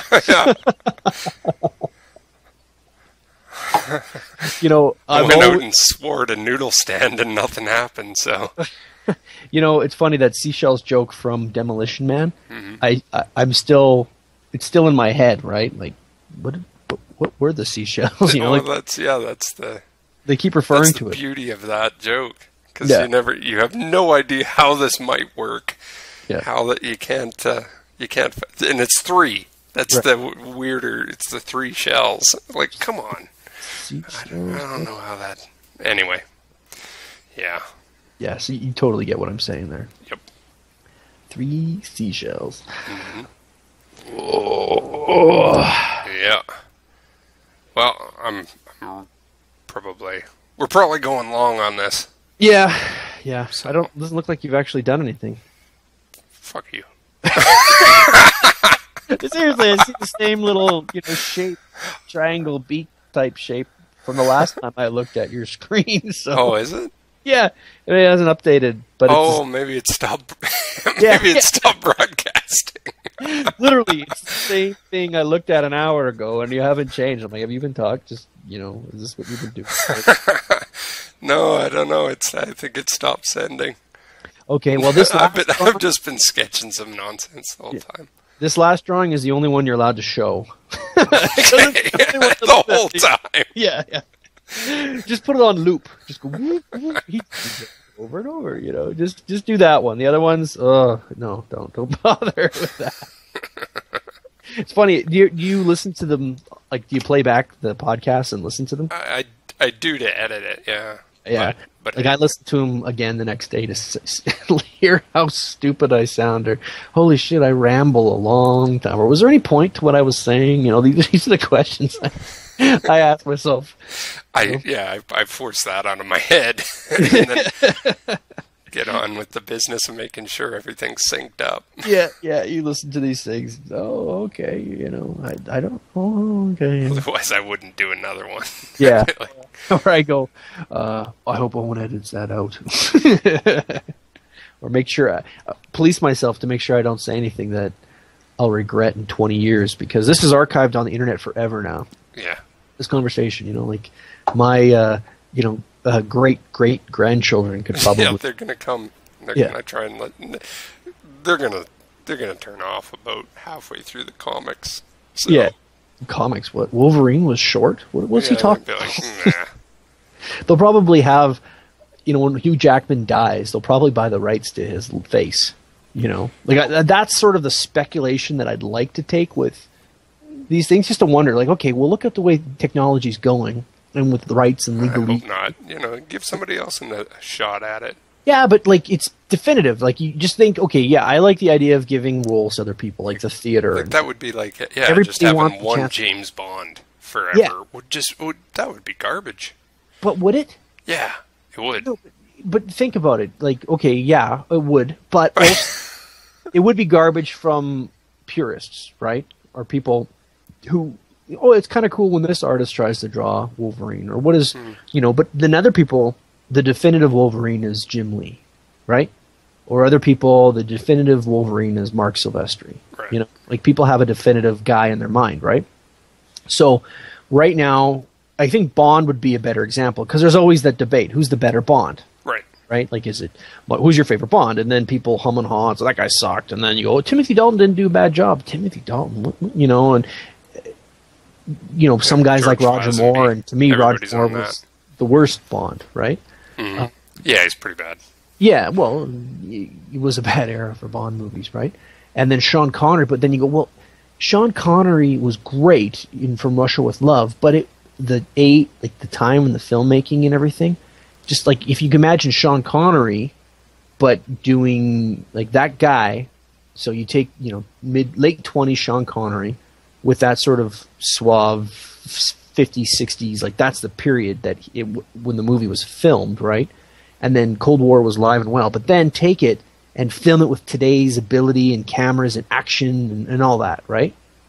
Like they kind of did it when they remade From Russia with Love, the video game, when they remake it, but they made it, but they took Sean Connery and they remade it and revisualized that look, but with today's aesthetic. And that was really cool, right? So think about what they could do where, like, okay, say, an example would be Star Wars. We want to redo Star Wars or do a Star Wars 4D virtual reality experience, right? In, say, a couple of years, you just plug a jack into your brain and then you're walking around on Tatooine talking to Aunt Beru, right? So they would take a like a scan or of Mark Hamill's face from back then, right? Mm-hmm. And then recreate it three-dimensionally, and then you'd have the interaction. But they'd have to buy the license from his face, right? Or pay his progeny, or whatever. I'm just spitballing here, right? But I think that's where we're going with technology, right? Like maybe Hugh Jackman's not the definitive Wolverine forever, but there's going to be a certain amount of people who are going to want to see. I want to see a new Wolverine movie in 60 years, and I want to see it with Hugh Jackman, even though he's long dead. Right. You know, so then they synthesize him or fabricate him. I can see that, but you know, and just a little bit ago here, I watched. I don't know what award show is, but I watched. They had the hologram of Michael Jackson going, and it's gross. You know, even if it didn't look like a dead-eyed monster, it's. I find it's gross. Like, I don't want to... Yeah, but we're talking about, like, okay, you remember the first somebody CG... else out there, like, you know, Bruno Mars, he can come out there and do a Michael Jackson song, and he's a different dude. Yeah, I'd rather see that. I think what we're hitting on, though, is, like, Michael Jackson, his heyday when he was the shit was in the 80s, right? And when people like Michael Jackson, they want to listen to his music, they want to dress like him. It's all Michael Jackson Thriller, Michael Jackson Bad, Michael Jackson maybe Moonwalker, and that's about it, right? Anything after that, he's a freak pedophile who slept with her. And he doesn't even look like a human being. Like, the best rendition of Michael Jackson I've seen is when they showed him in the Black Dynamite cartoon. And he's like an alien, you know? Did you see that? It's like Black Dynamite I still haven't versus watched Michael it. Jackson. Oh, it's so fucking funny. It's so fun. You got to watch it. It's laugh so hard make you cry, and the satire is really great. And one thing about Black Dynamite is they're always riffing off of black personalities from that time. So it's a black guy making fun of black people and the stereotypes, right? But they have like Richard Pryor. They have a Richard Pryor episode, and they have an O.J. Simpson episode, and it's all Black Dynamite, you know, dealing with these people. You know, so like Michael Jackson during the Jackson 5, but he was really an alien who like abused everybody, and it wasn't Michael Jackson's father that was the abusive dad. It was Michael Jackson abusing everybody else, and the dad was protecting them. It's just fun. You got to watch it. It's funny. I don't want to ruin it for you, but so that is what we define as the entertainment from Michael Jackson, is that look and feel and vibe, right? And anything else just isn't going to cut it. But moving forward, as technology improves, we might be able to actively like synthesize that look or recreate that vibe. So you could be virtually experiencing a Michael Jackson concert complete with the bad film grain, you know, like that oversaturation from the 80s that you'd get on old pictures, like complete with that. Like you watch a Thriller video, even if it's remastered, it's still oversaturated, right? Right. Compared to now. So you could experience it in that sort of vibe. It's like, I think that's something that we're going to get to in our lifetime. Maybe we'll be 80, but that might be where it'll be, right? Yeah, probably less than that, but yeah. it and you're to tie that into actors. When an actor signs on to play a character in a movie, you know, now if it's an effects movie, they'll do a 3D cast of their face, right? They'll do a cast of, or a body cast, or whatever, right? And they have all their dimensions and measurements to make costumes, blah blah blah, right? But basically, the actor is signing away their likeness and their voice and their all this stuff, this impersonation of a character. And I think that information is eventually going to go into a database where they can create that person virtually, right? Or everything they need to create the person is there. Yeah. And then they can take that and put them in situations. So then you can have like 20 years from now, you can have like a Wolverine versus Solid Snake battle in a game. And then it'll be Chris Hemsworth as Thor fighting Wolverine, as Hugh Jackman fighting, a guy doing Solid Snake who's got the voice of David Hayter because you prefer that over Kiefer Sutherland. But then some people do, so you can pick the voice to customize your experience. You know what I mean? Like, yeah, I think it's going to go that way. Well, but then you do there's a reason why for these totally fake characters they hire Andy Serkis. Yeah. Because he can do it. It's not because they could get somebody else. Yeah. But it's the guy they're hiring. And I always but that's somebody what I mean. Said something about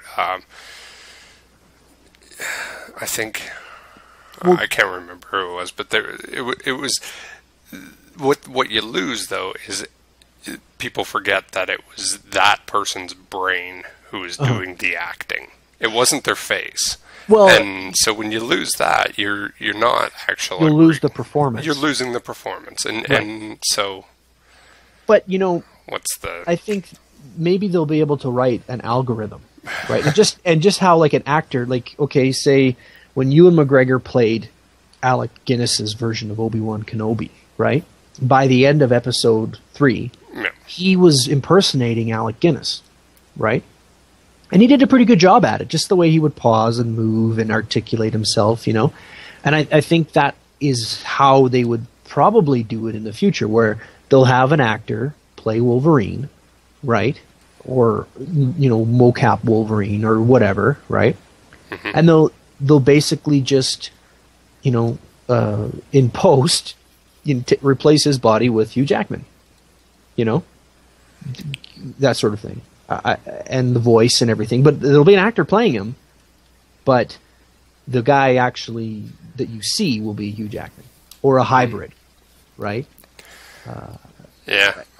I don't know. This weird post-Avatar future Yeah. that you've painted here. I don't. I tend to not be a Luddite about most things, but I think that's my line. I can't. It seems weird and odd to me, and which I don't know. Maybe I should just get over it. Well, do you ever read speculative fiction? Of course. Yeah. Well, the same kind of thing. It's like, let's talk about what ifs. And I find just the what ifs entertaining, the intellectual exercise of the what if, whether I would like that. It's still gross, but not it's really, good. Yeah. It's not. Yeah, it's not really part of the conversation or part of my thought process. Like, would I always want to see Hayden Christensen as Darth Vader? Of course. No, not really. As Anakin Skywalker. But I always want to have Frank Oz's voice as Yoda.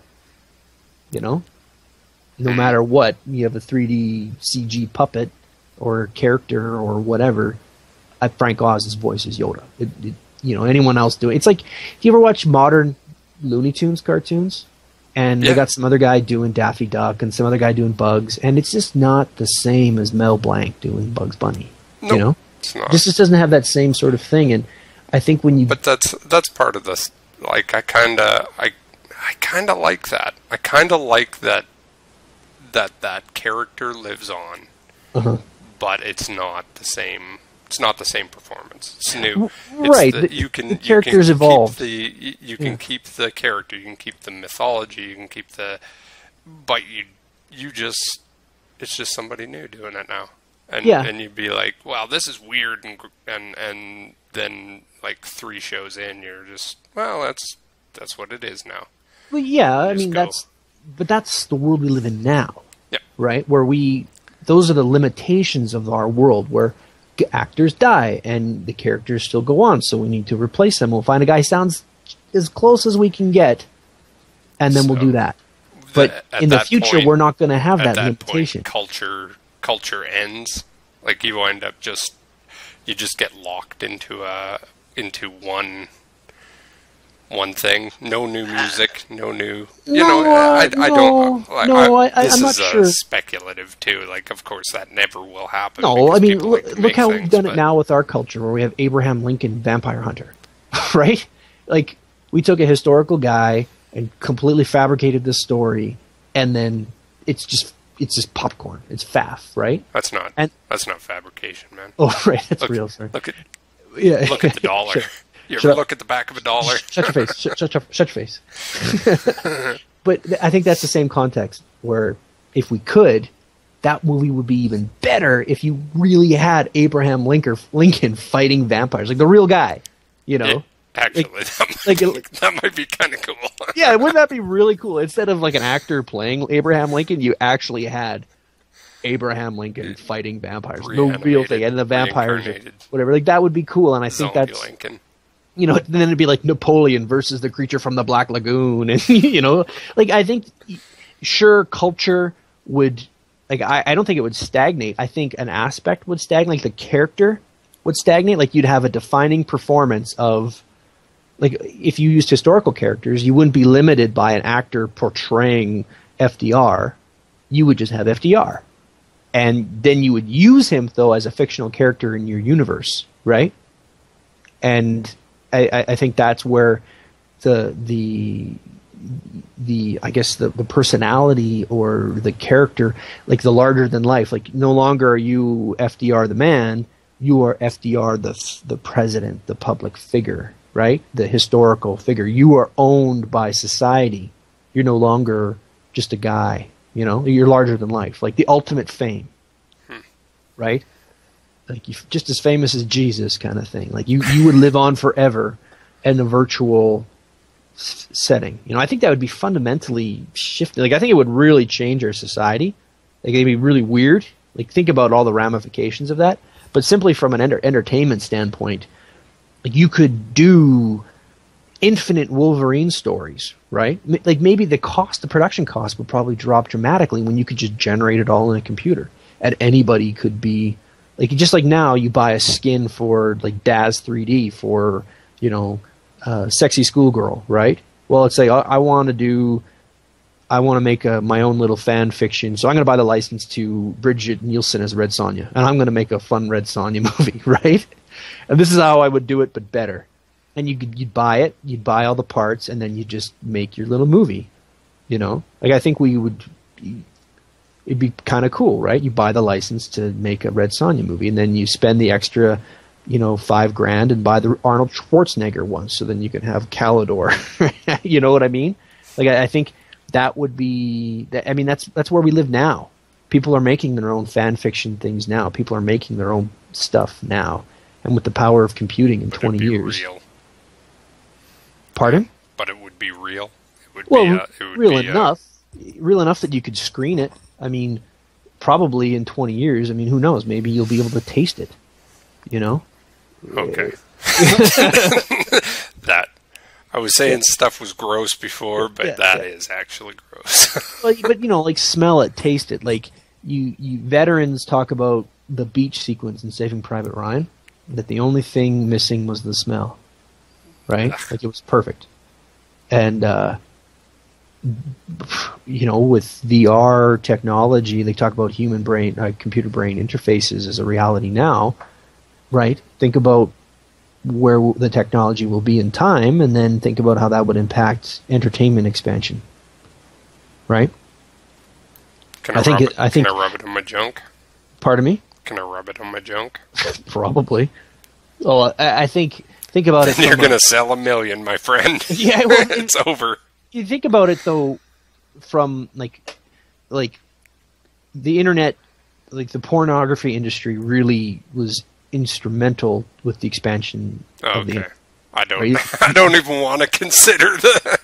Well, have you ever watched that movie Gamer? You ever watch that movie Gamer with Gerard Butler? Because of its name.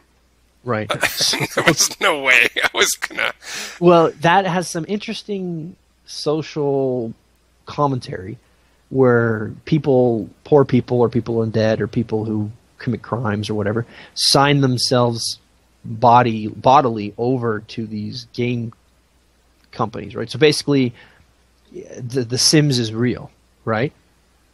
So the gamers are people who pay their fee and then they can access this virtual world, or it's not a virtual world anymore. They're actually real people that are the pawns in the games, right? And they're moving them around, and all they're really doing, where I'm tying this in, is in this one Sims game, this one woman had to work in to pay her bills.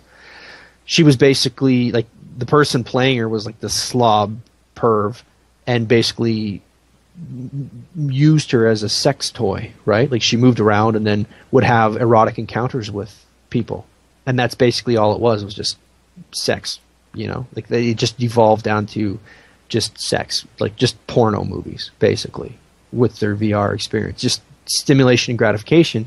And then the gamer movie, the rest of the movie was more about a first-person shooter where the gamer synthesized with this convict who was ex-military, and then they were sort of a symbiote, and they would go around and like create mass murder, like in reality, just like you would in any first-person shooter. The body count is unreal, right?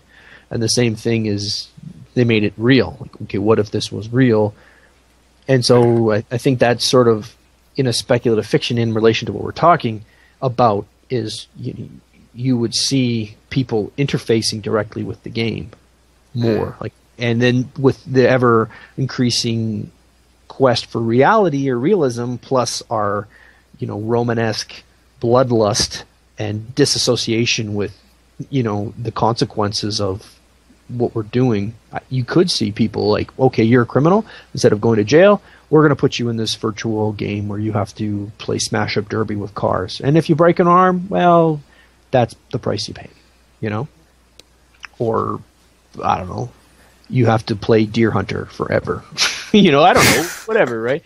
But that's like the movie or the the game. Like you are a deer hunter, and people are playing you as a deer hunter. Okay, like you lose the functionality of your limbs, basically, and you just basically are on automation, right? But the person's jacking right into your senses, so that person's there in the bush, freezing and waiting for a buck to come out, kind of thing, right? So you have that synthesis with the gamer and the player character. I don't know. It's a bit of a mind bender, but I think you're kind of grasping where I'm going. Yeah, I know. And I think the entertainment possibilities is really, it's really, you know, for me as a visual person, it's I'm not sure how it's going to play out. Like, I guess probably not like that, but no, but yeah, like I know where my role will be in the production or the pipeline, like. You know, like, well, I guess they'll still be making products and they'll want to have illustrations to sell their products, right? Or that's where we're seeing more and more expansion of concept art and concept design, because in order to realize these worlds, these video games, there's a lot of production work that has to go in before a guy can model a room or model of this. And all the thought, we still think a picture says 1,000 words. It's still easier to design and draw a room or a character than it is to just, okay, make me something cool, you know? Right. You could still sort of, I think that might be an evolution of things in that regard. For me, that's where I'm thinking my profession is going to keep growing. The demand for that ability to fabricate or to help realize these worlds. Because you look at a video game now, the production team, games are getting made quicker, the turnaround, but the production teams have expanded so much more, right? Where it used to be, like, look at BioWare as an example. They used to have a couple guys in an office building in Edmonton. Now they've got studios all over the world, and they've compartmentalized and they've subdivided. So for like Mass Effect 3, these assets were created in Montreal, and then these ones were created in Ireland, and these ones are created in Austin, and these ones, and then it was all masterminded in Edmonton, and then they kind of packaged it up here, and you know what I mean? So they can increase their pipeline, they can increase their product, like crank out products faster, but they need more and more people to contribute in order to do that. Right. Make sense? Yep. Yeah. So I don't know. So long story short, you won't be happy until you're drawing people's murders. No. Okay. I've missed the point of all of this then. No, the point of all this is just... I'm kidding.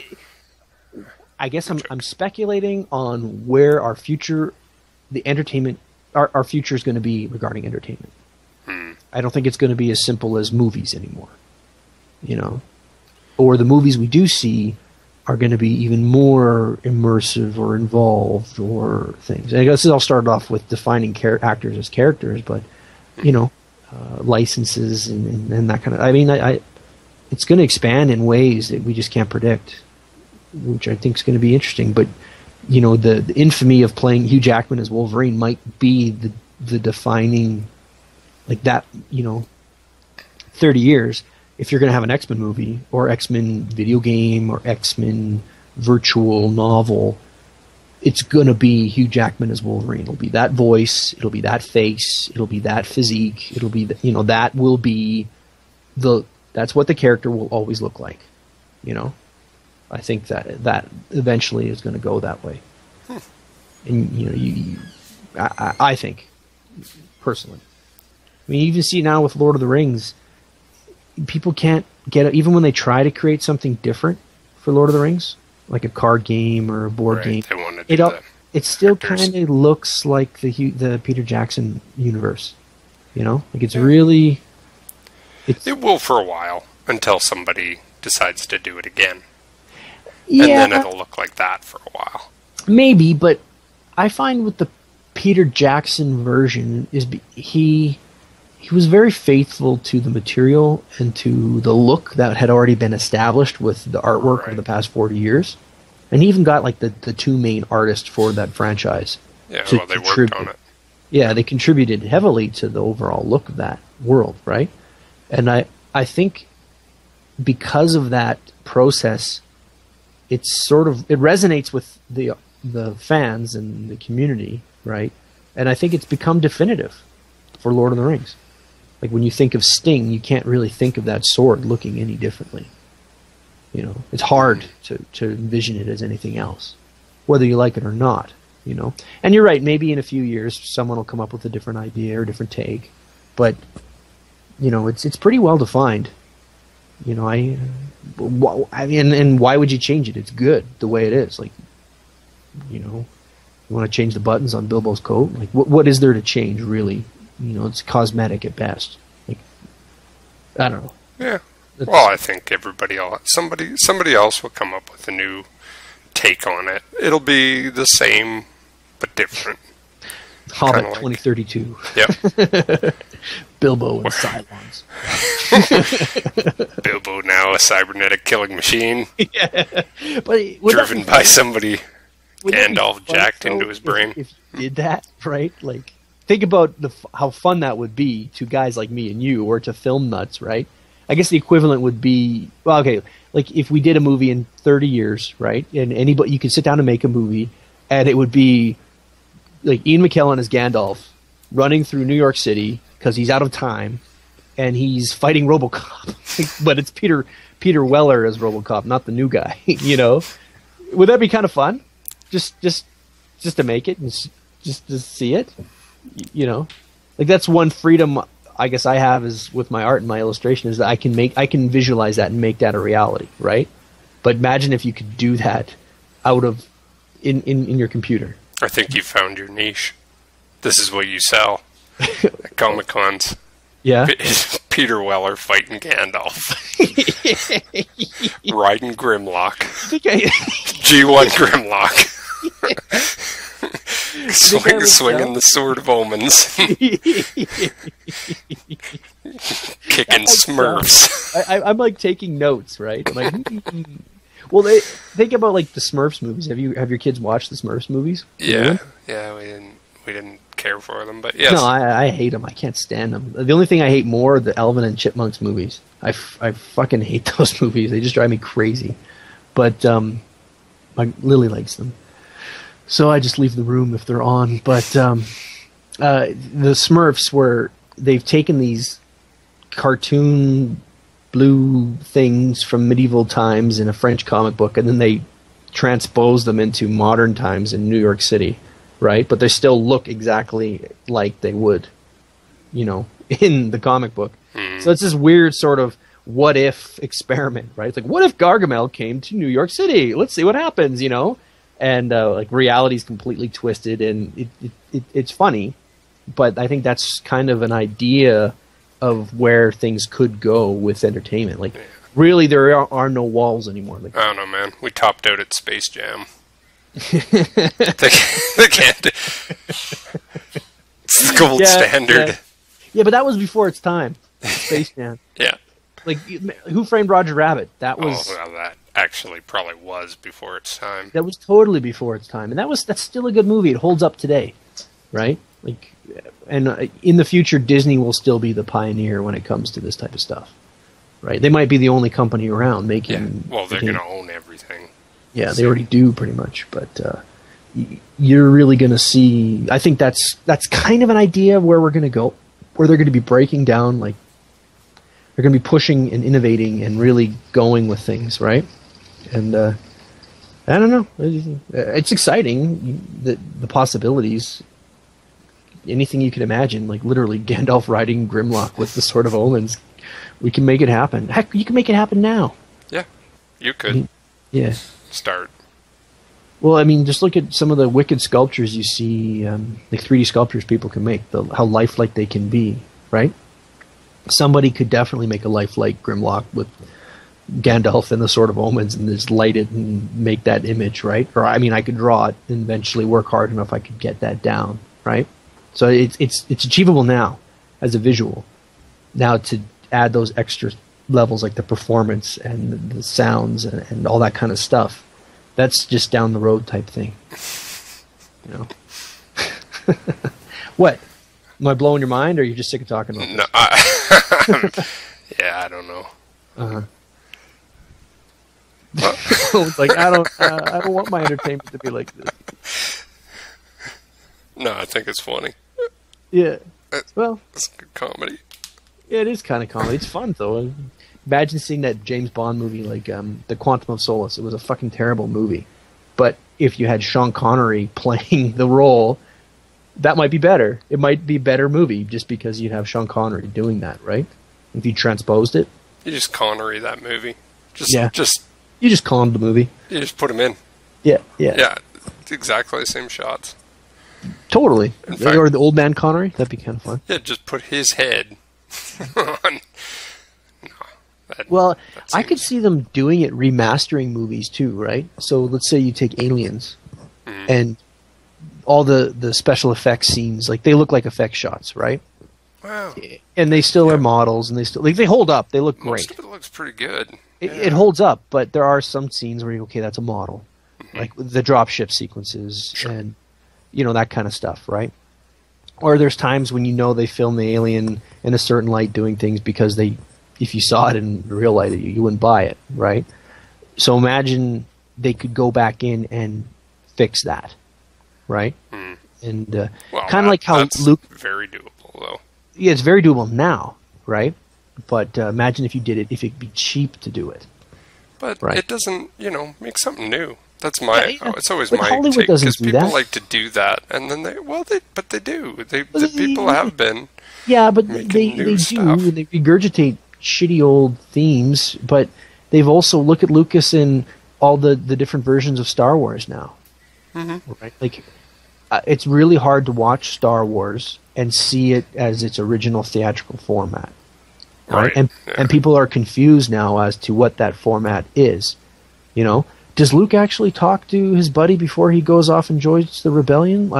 That scene's in the special feature, but it's not in the original theater. Which one, like, to a new person coming to it, they get more, but they don't get the original. Like that scene where Han Solo walks over Jabba's foot or his tail, right? And Boba Fett's in episode 1 or episode 4. That never happened. That wasn't in the original, right?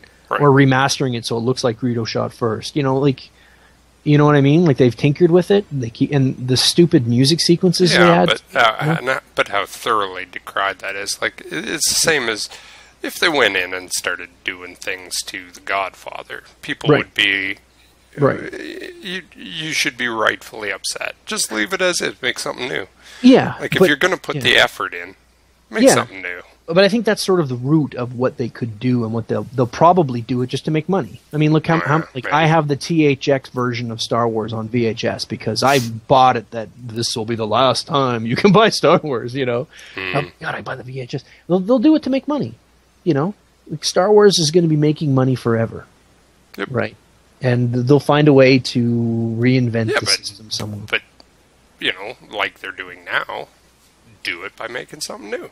Well, they are. They are. Exactly. And that's fine. I don't care. As long as you're constantly just making something new and you're building off the old stuff, just keep doing that. No, they will, but I think they'll do both because there's more money to be made. Maybe. It just comes down to money. Like, if they can make money at it, if they can find a schmo who's going to buy a remastered Episode 4, where the Millennium Falcon's moving fast, people will buy it. Like, even if they cut out, like they kept all the actors and the performance, they remastered it so it looked really good, and they just made the cockpit look a little bit better. Like the lights, they're not just flicking switches. There's actually like an LED display or something. Just something subtle, or glows coming off of things, or the lightsabers actually cast light because they don't in the movies, right? No, but if they do in like little things that they could do to add more texture and to believability to it. I think there's a market for that. People would pay for that. Now people would for sure. And why not? And they wouldn't change the performances or the actors or any of that stuff. They might like take out the part where the stormtrooper hits his head on the one door. No. I know. Okay, that's you've hit my breaking point. That's when I'm out. That's when I'm done with Star Wars, when they're like, well, we didn't like that he hit his head on it. Done. I'm out. But you really have to look hard to find it. Like, most people never notice that, right? Well, you can hear it. Yeah, but it's great. We're at a different level of nerd here, sure. Right? Like, the average person who watched Star Wars in 1977 did not notice that, right? Well, it was probably like the 20th viewing before I ever saw that. So. Yeah, and I didn't even know about it until I read about it on the internet, and then I had to go check it out. And now when I watch it, I can't help but look for it. I think That's a real somebody told me. fanboy Actually, Easter I egg. know somebody told me about that. That was one of those. That was like a playground. Yeah. You know, Rumor. somebody. Yeah. Yeah. Hey, did you see the? You know, and of course, then you have to wait until it comes on TV Yeah. and Yeah. study it. Yep. Yeah. And that's the thing that they could either edit it out, or because I'm sure Lucas never wanted that. Maybe he noticed it, but they didn't have any more footage to replace it, so he just kind of, we'll put it in and hope nobody notices. Maybe Lucas would rather He seems a not. quirky enough dude that he probably saw it and just was like, "Yep, we're keeping it." Yeah, probably. But I guess I'm saying the filmmakers will have that freedom to change things like that, Whereas back in the day, maybe all they could do is like, okay, we're going to put a jump cut or maybe reverse the footage so they're exiting stage left and stage right. Just, like they had different editing tricks. Now it'll be a little more, I mean, even now, like today, they have that freedom. Like, well, there's too many stormtroopers in the scene. Let's cut it down, or I want 5,000 more in the background. And they'll just press a button and spawn them, and there you go, right? We're there now. So, the next level we're going with, I think they'll be able to just get right into these worlds, and the old stuff and the new stuff will be even more three-dimensional and more interactive, right? Like people who watch, it's like when we play Mass Effect 3, right? You can be anybody when you, like, Shepard can look like anybody, right? Right. Yeah. And to me, Shepard always looks male like... model to hideous monster, sure. Yeah, Shepard to me always looks like the Shepard guy, right? But to you played Shepard as a chick, yeah, right? And that might be the movie experience going forward, where you're like, I'm going to go experience Mass Effect, the movie, but I want to see the redhead. Yeah, that would be sort of weird. Yeah. Well, I don't know. Actually, maybe it wouldn't, because that would be a totally different experience, right? So, yeah. But if somebody was like, told me, no, you played it wrong, and that's not actually who this character is, then yeah, that would be weird.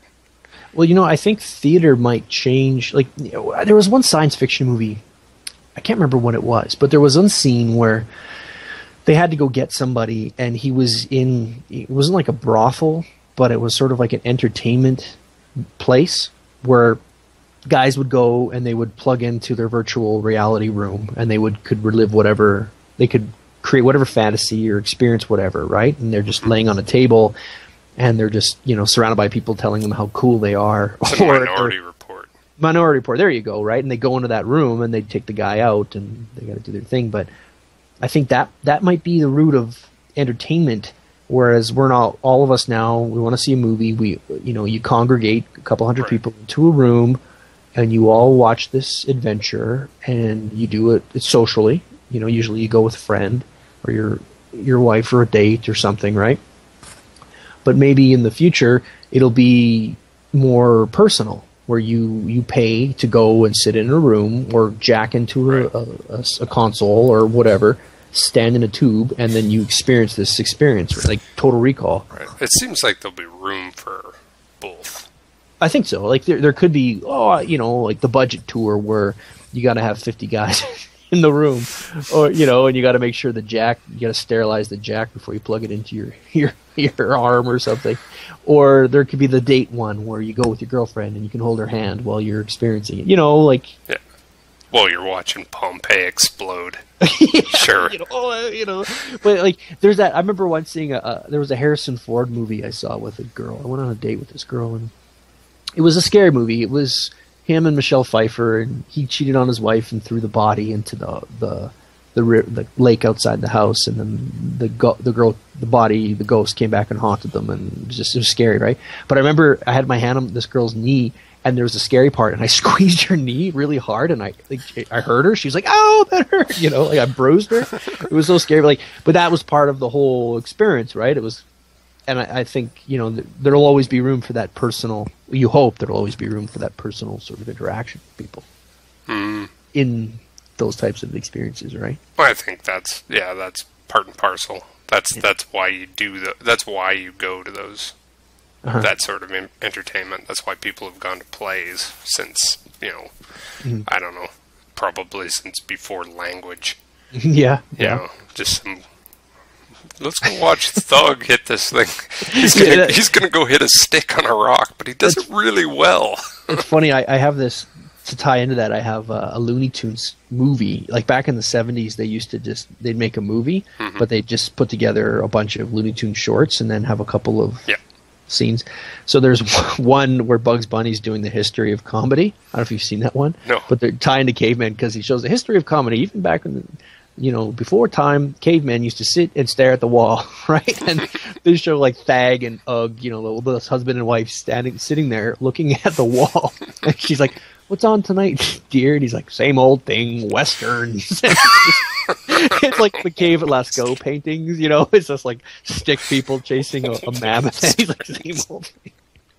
And he just, the way the guy's characterized, he just sounds so it's perfect. It's just perfect, Same old thing, westerns. Oh, okay. Let's see what's on the other cave wall tonight.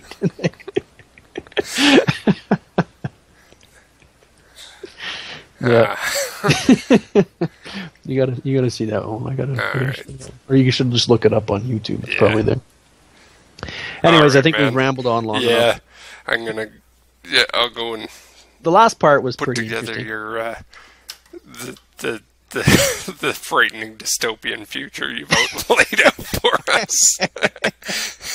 I guess, you could look at it that way. It could go that way, but I think that might actually be more interesting than me talking about electrical, doing electrical jobs. So I think I redeemed myself. Yep. I hope. No, it came back. Came back in the end. Yeah. So all right. Listen to this and go, "Oh, I wish I was part of that." Yeah, he missed out. Yeah, totally. All right, man. Well, we'll do it again soon.